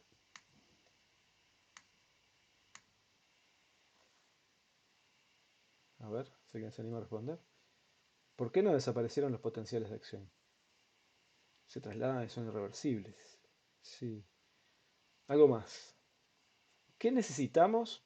Otra vez si volvemos al ejemplo de un tendido eléctrico o un tendido de teléfono o lo que sea, incluso hasta de fibra óptica. ¿Qué necesitamos para que la señal se transmita a una distancia muy larga? Se amplifican, algo así. Sí, de alguna forma tenemos que introducir ¿qué cosa? Energía. Energía, tiene que haber un proceso activo, ¿verdad? Para que esa señal que se produjo en un cierto lugar se transmita a una distancia enorme. Si no, se va a perder, igual. Tiene que haber algo activo. Y bueno, de hecho existe un mecanismo activo en las membranas de las neuronas, que es lo que las convierte, eso, en justamente lo que decíamos, células excitables, que son capaces de responder a un cambio de potencial, a una depolarización, son capaces de responder con la generación de potenciales de acción. El músculo también lo es. Hablaron de músculo con Uriel el otro día y él también seguramente les mencionó que hay potenciales de acción en la membrana muscular, de la célula muscular. Por la misma razón, lo que hay ahí es lo que se llaman canales de sodio sensibles o dependientes del voltaje. Esos canales de sodio sensibles al voltaje, cuando hay una depolarización que alcanza cierto umbral, ven acá una rayita, se alcanza cierto umbral, que acá más o menos son los menos 60 milivolts, digamos, esos canales se abren, ¿sí? Y se abren de una manera muy violenta, dejando entrar enormes cantidades de sodio desde el medio extracelular, ¿sí? Pero se cierran también rápidamente. Luego que se cierran, otros mecanismos hacen que, bueno, se bombee sodio, hay otros canales que se abren y compensan, etcétera, hacen que el voltaje caiga rápidamente otra vez. O sea que se produce algo muy repentino, este, que depende de ese voltaje, ¿sí? O sea que la existencia de un potencial por encima, en este caso supongamos de menos 60, encima del umbral, va a provocar la formación de un potencial de acción. Entonces, este potencial de acción que está acá, al inicio, lo que hace es producir un potencial de acción al lado y al lado y al lado y al lado. O sea, ya no depende, una vez que se formaron los potenciales de acción, ya no dependen de ese voltaje inicial que fue el que generó la depolarización, sino de los propios potenciales de acción. Entonces, por eso es que se autopropagan, ¿sí? Y por supuesto depende de un gasto enorme de energía. ¿El gasto de energía dónde está? En las bombas de sodio y potasio, por ejemplo, que están balanceando constantemente las concentraciones de iones a ambos lados. En sí, la apertura del canal de sodio no implica un gasto de energía, pero sí lo implica el volver al potencial de reposo para volver a responder. ¿Está bien? Entonces, para que una célula responda tan rápido, tiene que haber bombas gastando enormes cantidades de ATP. Ahí se nos va gran parte de la energía que consumimos. Esto que tenemos acá adentro gasta unas enormes cantidades de ATP y de energía porque está tratando de mantener un voltaje, un potencial de membrana continuo cuando está todo el tiempo cambiando en la membrana de esas células el potencial. ¿Sí? Yo tengo hambre ahora, de hecho, de hablar de esto. Bien. Entonces, supongamos se produjo este pulsito, se produjeron esos potenciales de acción que llegaron hasta el extremo. ¿Qué pasa cuando llegan al extremo? Bueno, acá hay una transducción de la señal eléctrica en una señal química. ¿Cómo? Ese cambio de potencial, como vamos a ver en la clase que viene, provoca la liberación de un neurotransmisor. ¿tá? Que es la célula esta, el extremo de la neurona, secrete, libere una molécula que es un neurotransmisor que llega a una célula blanco, que acá no está dibujada, pero está, supongamos, acá al lado, ¿sí? En una cierta cantidad. ¿Qué pasa cuando cambiamos el pulso? ¿Qué pasa cuando cambiamos el potencial? ¿Qué pasa si lo hacemos más alto? Es decir, más voltaje, más despolarización. Bueno, hay una forma en la cual las neuronas pueden codificar esto. De alguna forma pueden responder, por ejemplo, en ese espacio pequeño de tiempo que se dio el pulso, produciendo un tren de potenciales con más frecuencia. ¿Sí? Se modula la frecuencia. Entonces tenemos más potenciales de acción en el mismo tiempo y el resultado es en la terminal la liberación de más neurotransmisor. Por lo tanto, una señal que acá era más alta, acá se convierte en una señal más alta, pero fíjense todo lo que pasó por el medio, ¿no? Todo lo que tiene que hacer la neurona para poder transmitir esa señal y gastar ATP y darnos hambre a esta hora del día. Ahora, un potencial que es igualmente alto que el anterior, hace un pulso, y más largo, como el triple casi. ¿Qué pasa? Bueno, pues se produce un potencial que es más largo también, aparte de más alto. Otra vez una frecuencia muy alta de potencial de acción, pero ahora por un tiempo más largo. Un número enorme de potencial de acción, un tren grande de potenciales de acción, que lo que va a hacer es provocar una liberación masiva de neurotransmisor. Por lo tanto, una señal muy fuerte en el célula blanco. De esta manera es que se regulan y se modulan las señales que transmiten las neuronas entre sí, ¿no? Estoy diciendo de forma muy burda lo que sería el mecanismo básico de funcionamiento del sistema nervioso. Pensemos ahora no una, sino dos, tres, cinco, 10 neuronas, 302 como tenía el gusano, que hace cosas bastante complicadas. Un gusano tiene un comportamiento, se puede estudiar el comportamiento de ese gusano con 300 neuronas, pero piensen lo que pasa con 86 mil millones, donde la mayoría, por lejos, son interneuronas que están generando interconexión para procesar datos, ¿no? La potencia de esto es realmente enorme. Este, Espero por lo menos transmitirles esa idea. Bien, eso es en cuanto a la polarización estructural y funcional de las neuronas, muy brevemente. Y ahora brevemente comentarles que claramente todo esto se refleja o está relacionado con una polarización también molecular, ¿no? Hay moléculas distintas, proteínas distintas y otros tipos de moléculas distintas en distintos lugares de la neurona, como era de imaginarse. Y yo les había comentado antes cuando hablamos de citoesqueleto, ¿no, citoesqueleto fue? Sí, creo que sí. Ya a esta altura ni me acuerdo. De proteínas asociadas a microtúbulos como tau y MAP2, donde vemos que MAP2, por ejemplo, está acumulada sobre todo en la región del compartimiento somatodendrítico, en esta neurona en cultivo, y tau está acumulado sobre todo en el axón, ¿no? Entonces, hay una distribución diferencial, estas son proteínas del citoesqueleto, pero pasa lo mismo con proteínas de membrana. Les mencioné los canales de sodio dependientes de voltaje o sensibles al voltaje. Esos canales no están en las dendritas ni en el cuerpo celular, están solamente en el axón. Y son muy abundantes sobre todo en el segmento inicial del axón, que es donde comienzan los potenciales de acción. Y luego se van a ir propagando a todo lo largo. Pía, se me acordó que no hablé de la mielina, pero un poco a propósito para no complicarlo ahora. Pero si después tienen dudas específicas de cuál es la función de la vaina de mielina acá en todo esto, este, lo hablamos. Por favor, haceme acordar si tienen dudas. Bien, seguimos adelante. Pensemos un poco, hablemos un poquito de las dendritas. Las dendritas entonces son una de estas estructuras polarizadas de las neuronas. Descrita acá por Cajal, muy claramente. Acá vemos dos tipos de neuronas, estas ya las vieron antes, les hablé de las células grano del cerebelo, y estas son otras neuronas del cerebelo, que son enormes, como ven, en comparación con las otras. Estas son interneuronas, y estas son neuronas lo que se llama de proyección. Estas envían señales dentro del sistema nervioso, pero fuera del cerebelo. Entonces tienen un axón más largo, y tienen un cuerpo enorme, y tienen un árbol dendrítico inmenso. Una de las cosas que vemos acá es cómo se van ramificando profusamente esas dendritas y cómo son más gruesas en la región inicial y más finas hacia el extremo. Otra cosa que aparece acá es esto que dibujó Cajal, que él llamó espinas dendríticas. Las espinas dendríticas son algo que él describió por primera vez y que luego se vio que muchas neuronas tienen. No todas lo tienen, pero muchas tienen. Y vamos a ver enseguida lo que son. Bueno, aquí imágenes de microscopía electrónica para ver un poquito más la estructura de las dendritas. Vemos que si cortamos la dendrita en la base transversalmente es muy ancha, es muy grande, tiene el diámetro prácticamente de una célula normal, mientras que en el extremo es muy pequeña. Ven aquí las mitocondrias para darse cuenta del tamaño, esos negros son las mitocondrias. Ven también algunos elementos de membrana que son bastante comunes en las dendritas y también unos puntitos. Esos puntitos son cortes transversales de elementos del citoesqueleto. Acá no se ve por el aumento, pero la mayoría de los que se ven acá son microtúbulos, que son muy abundantes en las dendritas y tienen esa distribución así como homogénea. ¿Eh? Aquí hay un corte longitudinal de un fragmento de una dendrita. Todas estas son dendritas de la misma célula que les mostré recién, que es la célula de Purkinje, que es la célula esa del cerebelo.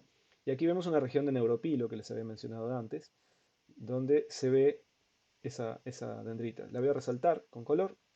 Y ahí vemos la dendrita, vemos las mitocondrias, perdón, que se extienden a lo largo de la dendrita. Y vemos también esta otra estructura que les mencioné recién, las espinas. Las espinas son como prolongaciones de la membrana de la célula, con un contenido de citoesqueleto, que es de actina esencialmente. Y fíjense lo que pasa en las espinas. Fíjense lo que hay al lado, acá, acá, acá.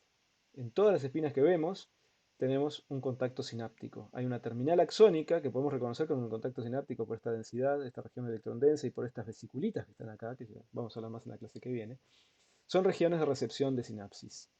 La neurona puede recibir, la dendrita puede recibir sinapsis también acá, por ejemplo, acá. Estos son sinapsis también que están en el tronco de la dendrita. Pero las espinas son justamente estructuras muy especializadas en la recepción de señales. Y vamos a ver un poquito más de ellas, porque ahí viene lo interesante. ¿Por qué, dirán ustedes, para qué precisan poner espinas? ¿Para aumentar la superficie? ¿Será? Eso ya hemos hablado de ese tipo de cosas. No necesariamente. Y eso lo vemos en el ejemplo que está acá, es un videíto corto, donde les voy a mostrar justamente espinas dendríticas. Acá en realidad lo que estamos viendo son dos dendritas de una neurona que está en una tajada de cerebro cortada y mantenida viva en un cultivo y que se marcó fluorescentemente la actina. Y está viva la neurona y vamos a ver, es una película que está acelerada, transcurre más o menos en una hora y vamos a ver los cambios que sufren esas espinas dendríticas en una hora. Fíjense la enorme cantidad de movimiento que tienen, no están para nada estáticas. Uno imaginaría cuando ve en microscopía electrónica una imagen, imagina que es algo que está quieto, duro, que no se mueve. No, las dendritas cambian de forma y de tamaño, pero en un espacio de tiempo lento. Pero las espinas dendríticas, que contienen una gran cantidad de actina, como ven, tienen mucha actina adentro, más que el cuerpo, el tronco de la dendrita, son tremendamente dinámicas por la dinámica de la actina.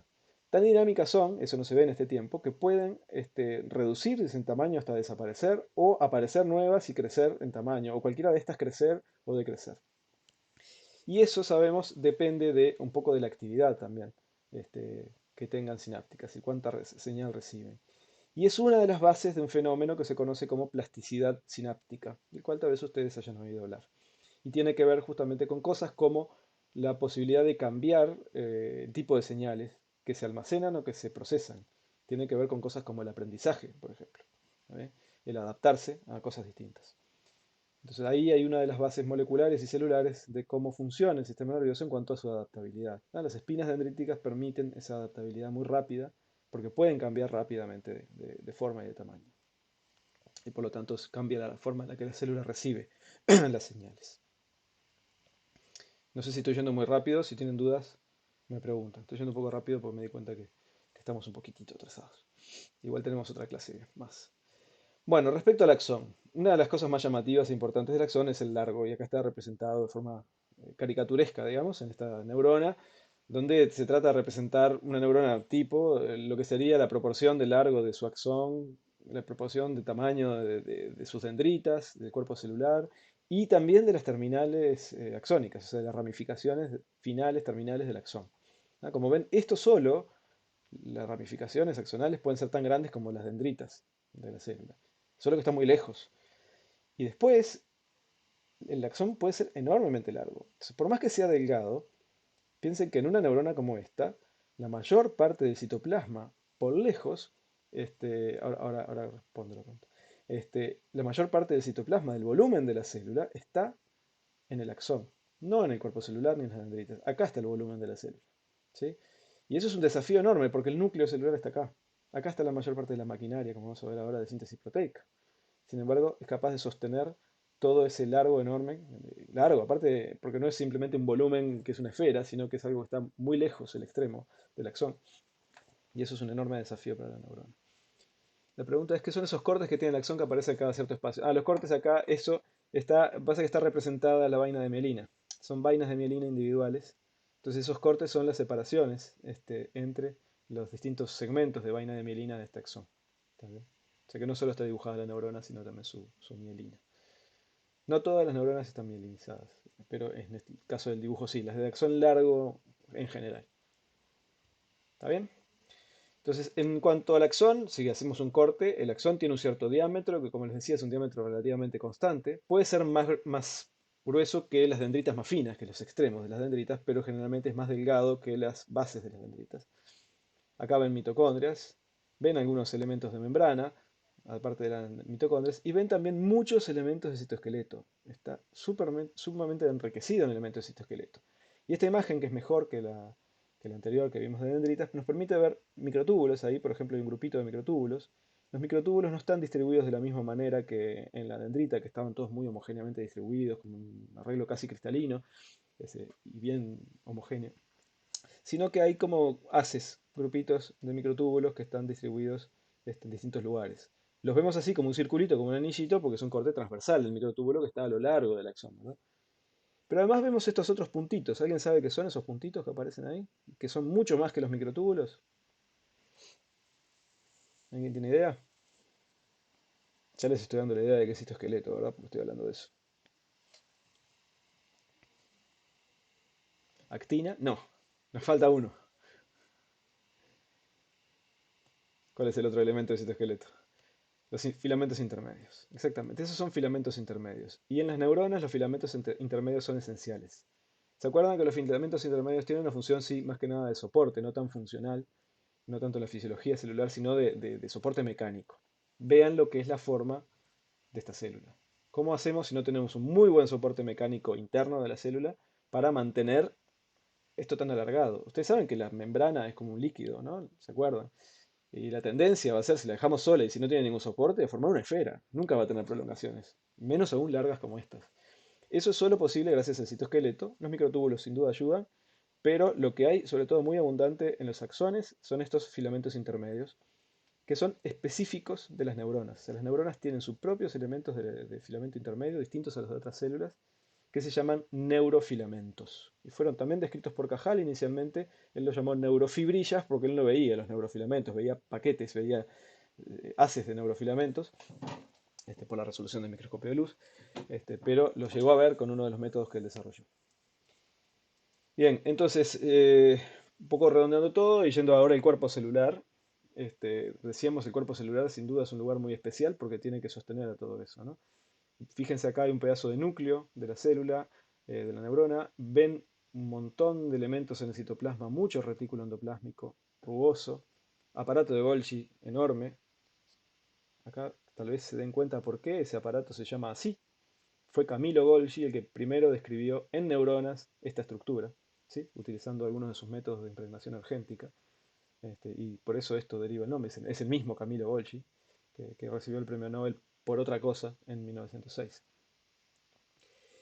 Y vemos cómo, bueno, el aspecto de esa célula es el aspecto típico, como han seguramente hablado un montón en los prácticos y en otras clases, de una célula que es capaz de producir cantidades enormes de proteínas. Es un núcleo muy eucromático, de cromatina mayormente descompactada, un nucleolo que es enorme, acá está también, producen grandes cantidades de ribosomas, muchísimos ribosomas en el citoplasma, tanto libres como asociados a la membrana del retículo endoplasmático.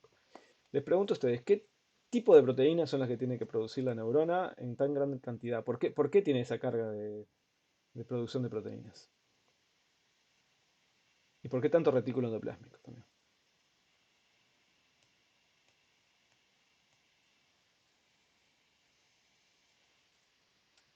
¿Alguien se anima a responder eso? Los neurotransmisores.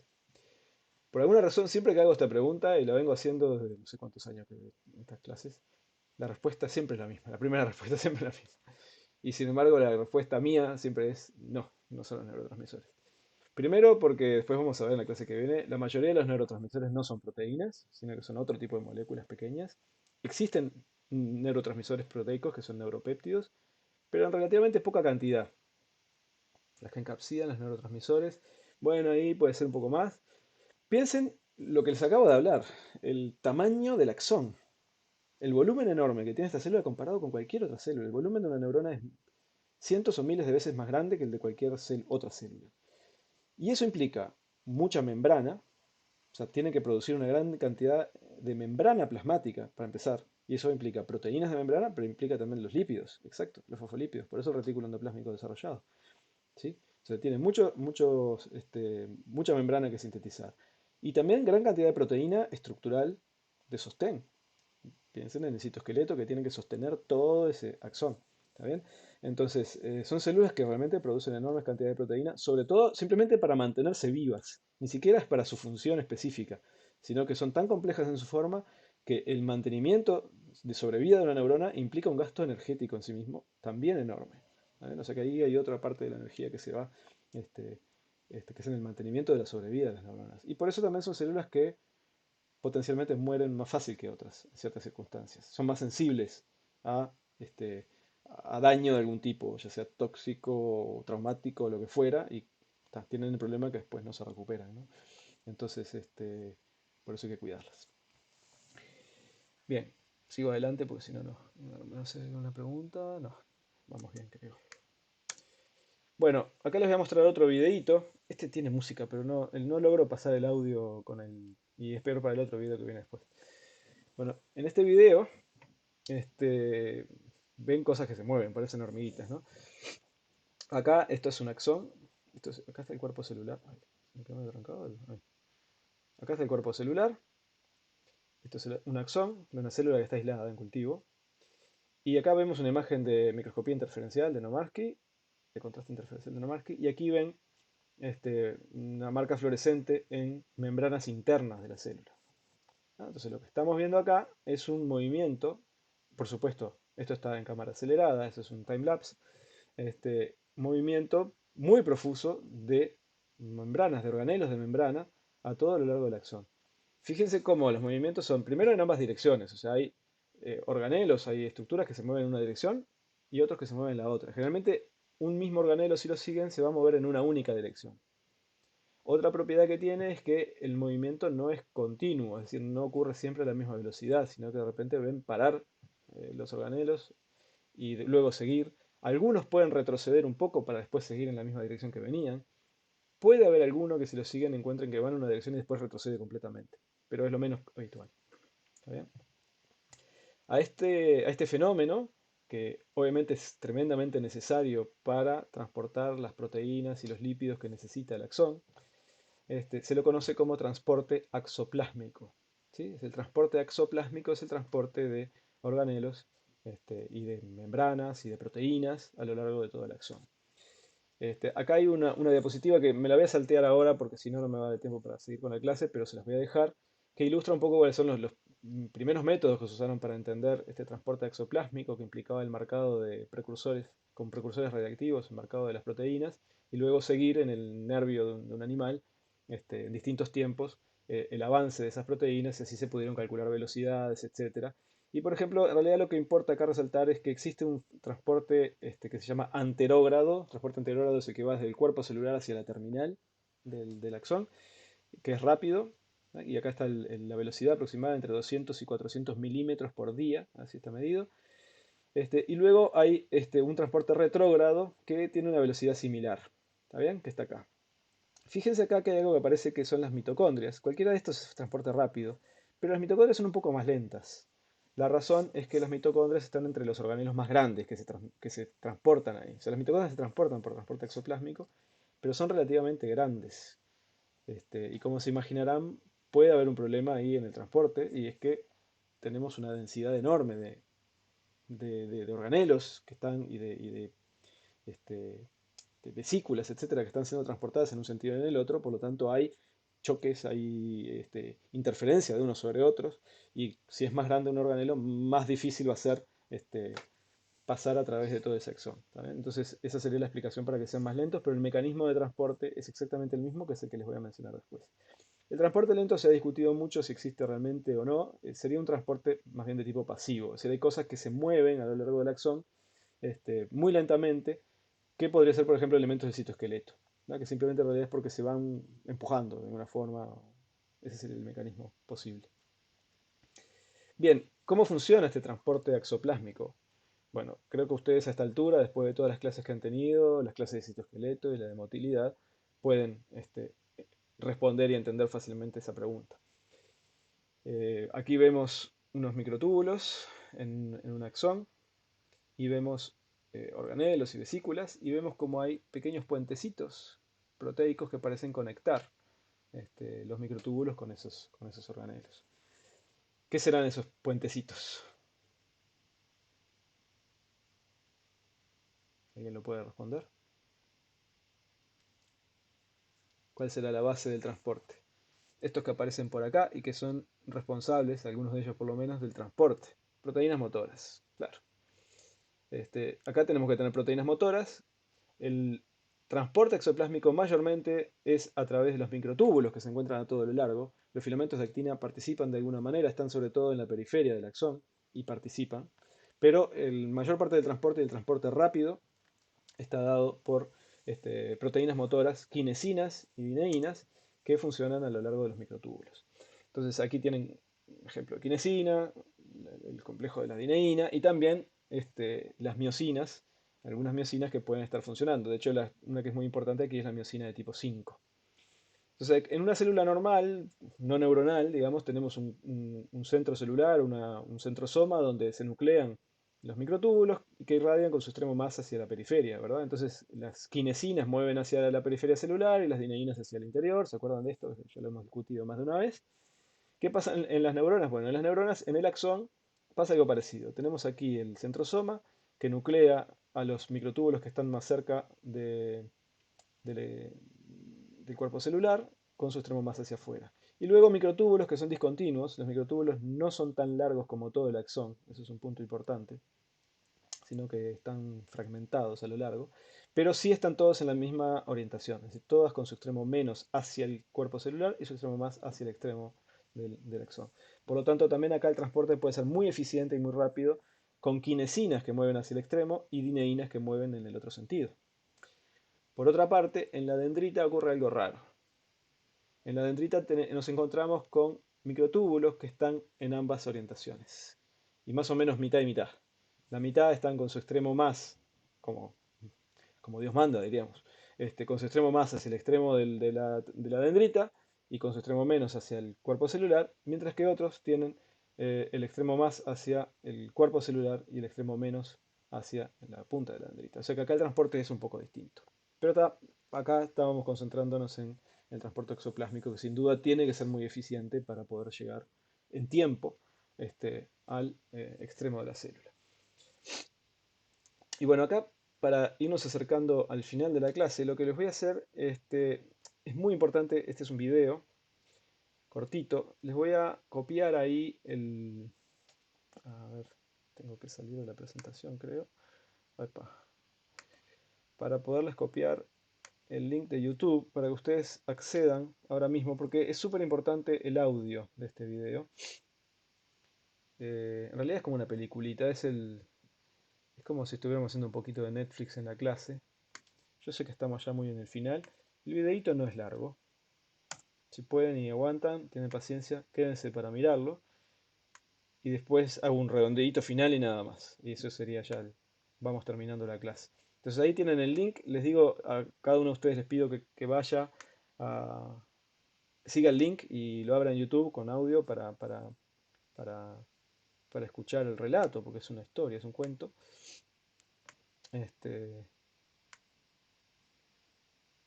y yo lo voy a pasar acá para los que no, por alguna razón no puedan abrirlo. No van a tener el audio, lo cual lo hace muy aburrido, pero acá lo pongo.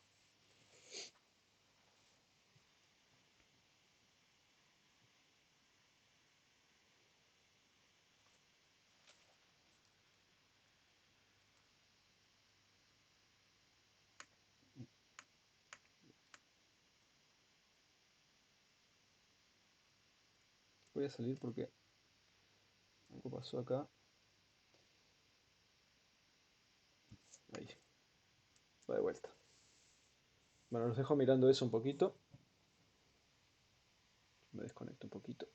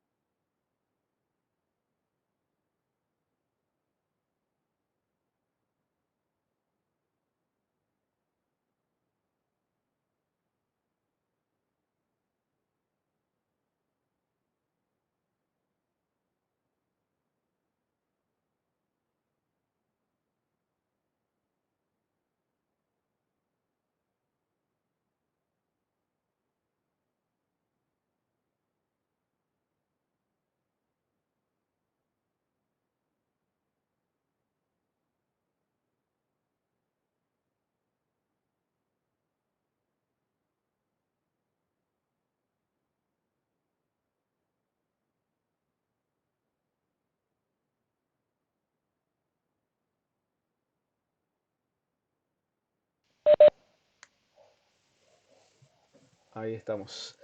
Eh, no sé si pudieron ya terminar de ver el video. ¿Qué les pareció? ¿Les gustó? Sí, simpático, pero a su vez bastante informativo. Bueno, un punto importante que comentaba en el video justamente que pasa cuando se altera el transporte, ya sea por mutaciones en las proteínas motoras, defectos cualquiera, defectos en el citoesqueleto también, se altera el transporte exoplásmico. Se ha visto, es una de las razones por lo menos que causan algunas de las enfermedades neurodegenerativas que conocemos. Entonces por eso es una razón más para que sea un tema bien importante de estudio, el transporte exoplásmico, ¿no? Que es algo bien de la biología celular. Bueno, nada más que para terminar, espera un momentito. Nada, voy a saltar esta parte que era como, quise ver si podía adelantar un poco la clase que viene. Quería mostrarles, a ver si se ve, esta imagen. ¿Tienen idea de lo que es? Parece una pintura abstracta, ¿no? Un cuadro. Bueno, se los dejo nada más planteado. Mírenlo y nada, si alguien la clase que viene, tiene una idea de qué se trata esto, eh, me lo comentan, lo comentamos un poquito. Y lo hablamos un poquito en la clase si da el tiempo. ¿Está bien? ¿Tienen alguna pregunta más general de la clase? Profe, que entré un poco tarde, estaba hablando de la nueva dinámica de práctica, va a ser una semana sí, otra no. Sí, va a ser así. Los prácticos presenciales tienen que ser una semana sí y otra no, porque tuvimos que dividir los grupos en dos. Por lo tanto, cada mitad de grupo va a tener una semana o la otra, de manera de poder respetar las distancias necesarias. Esto ya igual los detalles se los vamos a estar dando, pero esencialmente es eso. Ahora estamos en una fase en la que estamos viendo bien cuántos de ustedes realmente quieren venir, cuántos no pueden, ese tipo de cosas para definir un poco cómo funcionamos. Pero a partir del lunes, el grupo que toca el lunes, algunos de ustedes del lunes ya van a tener práctico presencial. Y lo que recuerden, por favor, túnica calculo que tienen, porque imagino que ya han tenido otros prácticos, tienen que traer túnica. Si pueden, consíganse tapabocas, ya deben tener, porque también si salen de su casa, deben tener tapabocas. Idealmente dos para poder cambiarlos si fuera necesario en el medio de la clase. Y también conseguirse unos guantes descartables, lo cual ayuda porque, bueno, esto también implica un gasto para la facultad tener que poner materiales descartables especiales para funcionar con las clases. Si ustedes se pueden traer sus guantes descartables, por lo menos dos pares para usar en la clase, mejor, porque eso va a facilitar la higiene de todo, etcétera, que puedan manipular cosas. ¿Está bien? Bueno, ¿hay alguna pregunta o duda más? Si no, entonces seguimos el viernes. El viernes sí, ya vamos a entrar de lleno en la sinapsis como tema principal y al final un poco sobre cómo se desarrollan, cómo se diferencian las neuronas, ¿sí? O sea, entender un poquito del desarrollo de las neuronas en sí, ya que eso ayuda también a entenderlas desde el punto de vista celular. Bueno, muy bien. Nos veremos el viernes entonces. Hasta luego.